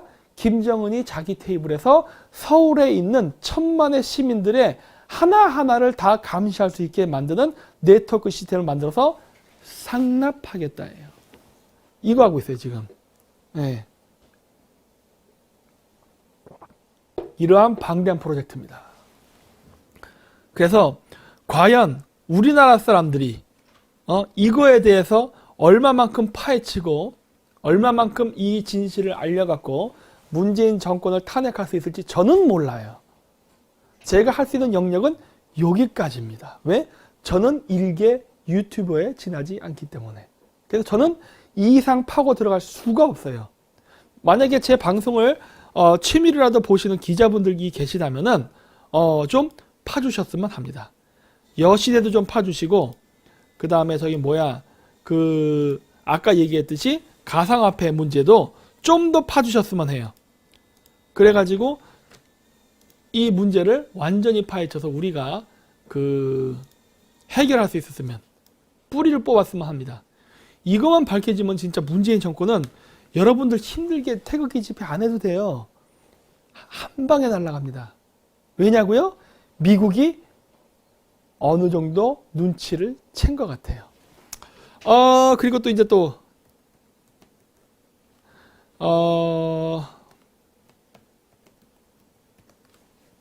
보여드릴 게 있죠. 차이나 언센서드에 이어서 아메리카 언커버드라는 게 또 생겼습니다. 이렇게 미국 내에서 일어나는 온갖 일들에 대해서 미국 내에 있는 친중 세력들이 어떠한 것을 하는가에 대해서 나오는 것들 이런 것들 이제 여러분 한번 참고해서 보세요. 이렇게 재밌습니다.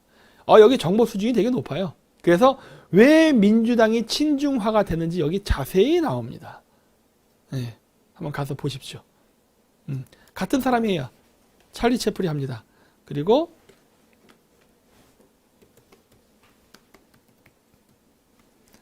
CNSORE 차이나 언센서드를 가면은 또 재밌는 게 있지요. 이탈리아 이스 차이나. 왜 광고가 나와? 잠깐 광고는 좀 지나갈게요. 요게 나옵니다. 제가 또 이탈리아를 갔다 왔지 않습니까? 얼굴이 자 요렇게 얼굴 좀 이쁘게 놔야지. 제가 또 이탈리아를 갔다 왔지 않습니까? 이탈리아를 가서 쭉 보고 왔죠.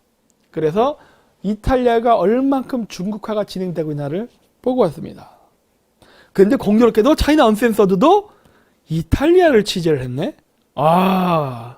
그냥 우연이죠. 그냥 우연.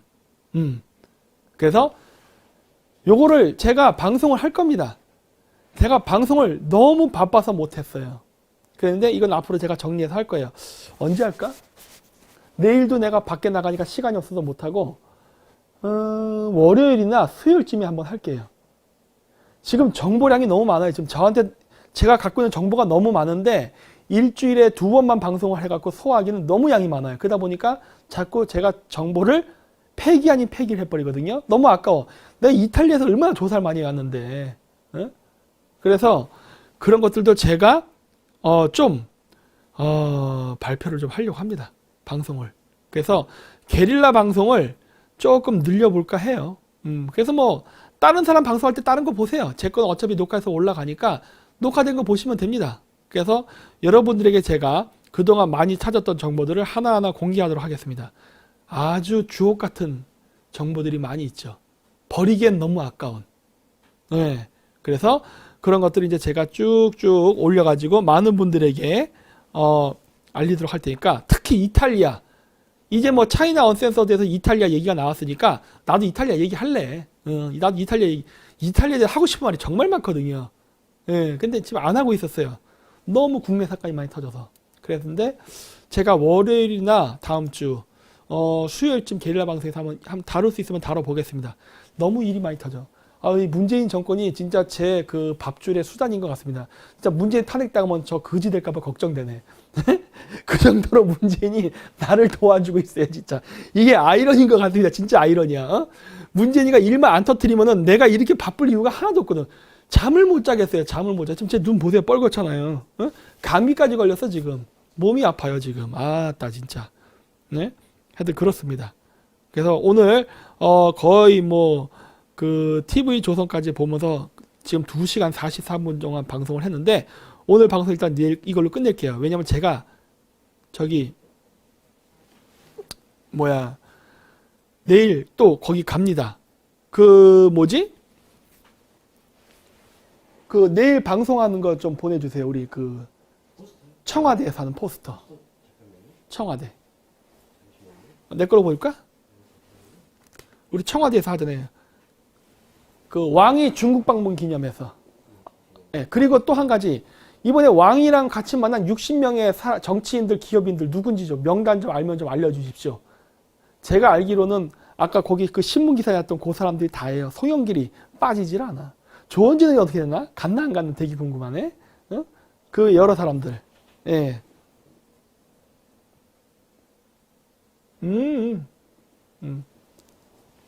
또 어떤 분이 재밌는 걸 했네? 네. 우리 중국 관광객과의 대화 해가지고 제가 청와대 사랑채 근처 어딘가에서 하고 있을 겁니다. 예, 그거는 뭐 나중에 제 방송 보시면 아실 거예요. 예, 그래서 제 방송 보시면 제가 어디쯤에서 하고 있다는 거는 여러분들이 아실 테니까 한번 가서 보시기 바랍니다. 그래서 내일은 뭘 주제로 해볼까? 여러분들 좀 제보해 주세요. 제보.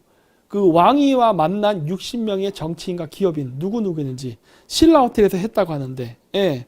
그래서 그런 것들. 예. 조원진은 빠졌어요? 조원진이 빠졌다고 해서 친중이 아니라고는 저는 생각하지 않는다니까. 예. 전혀 그렇게 생각하잖아요. 여태까지 해온 이력이 다 중국을 위한 거였거든. 예. 몇 시에 하냐고요? 제가 지금 약간 감기가 걸렸으니까 2시나 3시쯤에 할 것 같습니다. 네. 그래서 그때쯤에 할 거니까 좀 감안해 주세요. 어차피 하면은 방송 키니까 키면 킨가 보다 하십시오. 제가 봤을 때 2시나 3시 좀 늦게 할 겁니다. 아침부터 일찍 하진 않을 거예요. 저도 컨디션이 지금 안 좋거든요. 그래서 밖에서 하려다 보니까 옷도 좀 두툼하게 입고 해야 돼서 그렇게 될 겁니다. 오, 누가 막 올렸다. 뭐야 이게. 이게 명단이에요?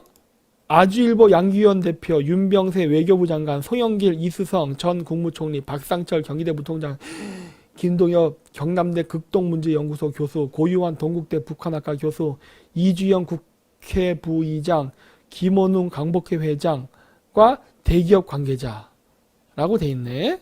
한번 보자고요. 네. 소문이 나서 빠졌을 수도 있죠. 좀 의식했을 거라 봅니다. 모든 사람들이 다 가지 않은 것만 해도 100명 안 채워가면서 저희 성공한 거예요. 적어도 40명은 빼버렸잖아요. 그래요? 여시제들 다 갔네. 여시제가 안 갈 수가 없죠. 박사님 어디 근처라는 말씀도 하지 마세요. 신변 안전 걱정돼요. 아니 이 방송 하면서 뭐 신변 안전을 생각합니까?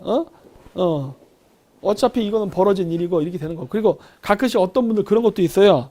그 저한테 뭐 이렇게 무슨 뭐 이게 하면서 박사님 무슨 뭐 개인 신상 정보가 노출됐습니다고 이렇게 막 댓글 올려요.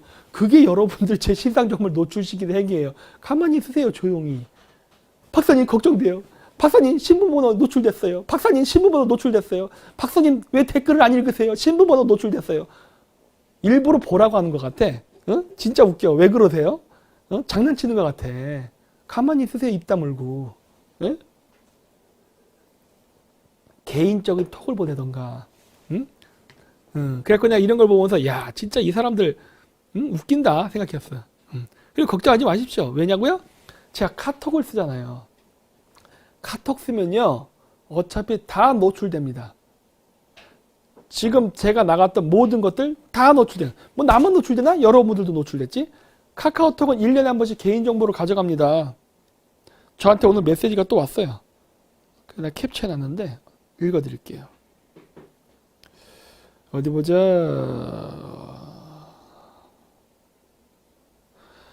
카카오톡에서 한 거 오늘 개인정보의 수집 및 이용 목적 하고 쭉 나오는데 뭐를 수집하느냐. 카카오톡에서 휴대폰 번호, 이용자 이름하고 닉네임, 프로필 사진, 이용자의 단말기 주소록에 등록된 전화번호, 그 다음에 위치 정보. 내가 지금 어디인지 카톡이 있기 때문에 늘어나는 거예요. 카카오 스토리를 통해서는 또 무엇을 또 정보를 가져가느냐.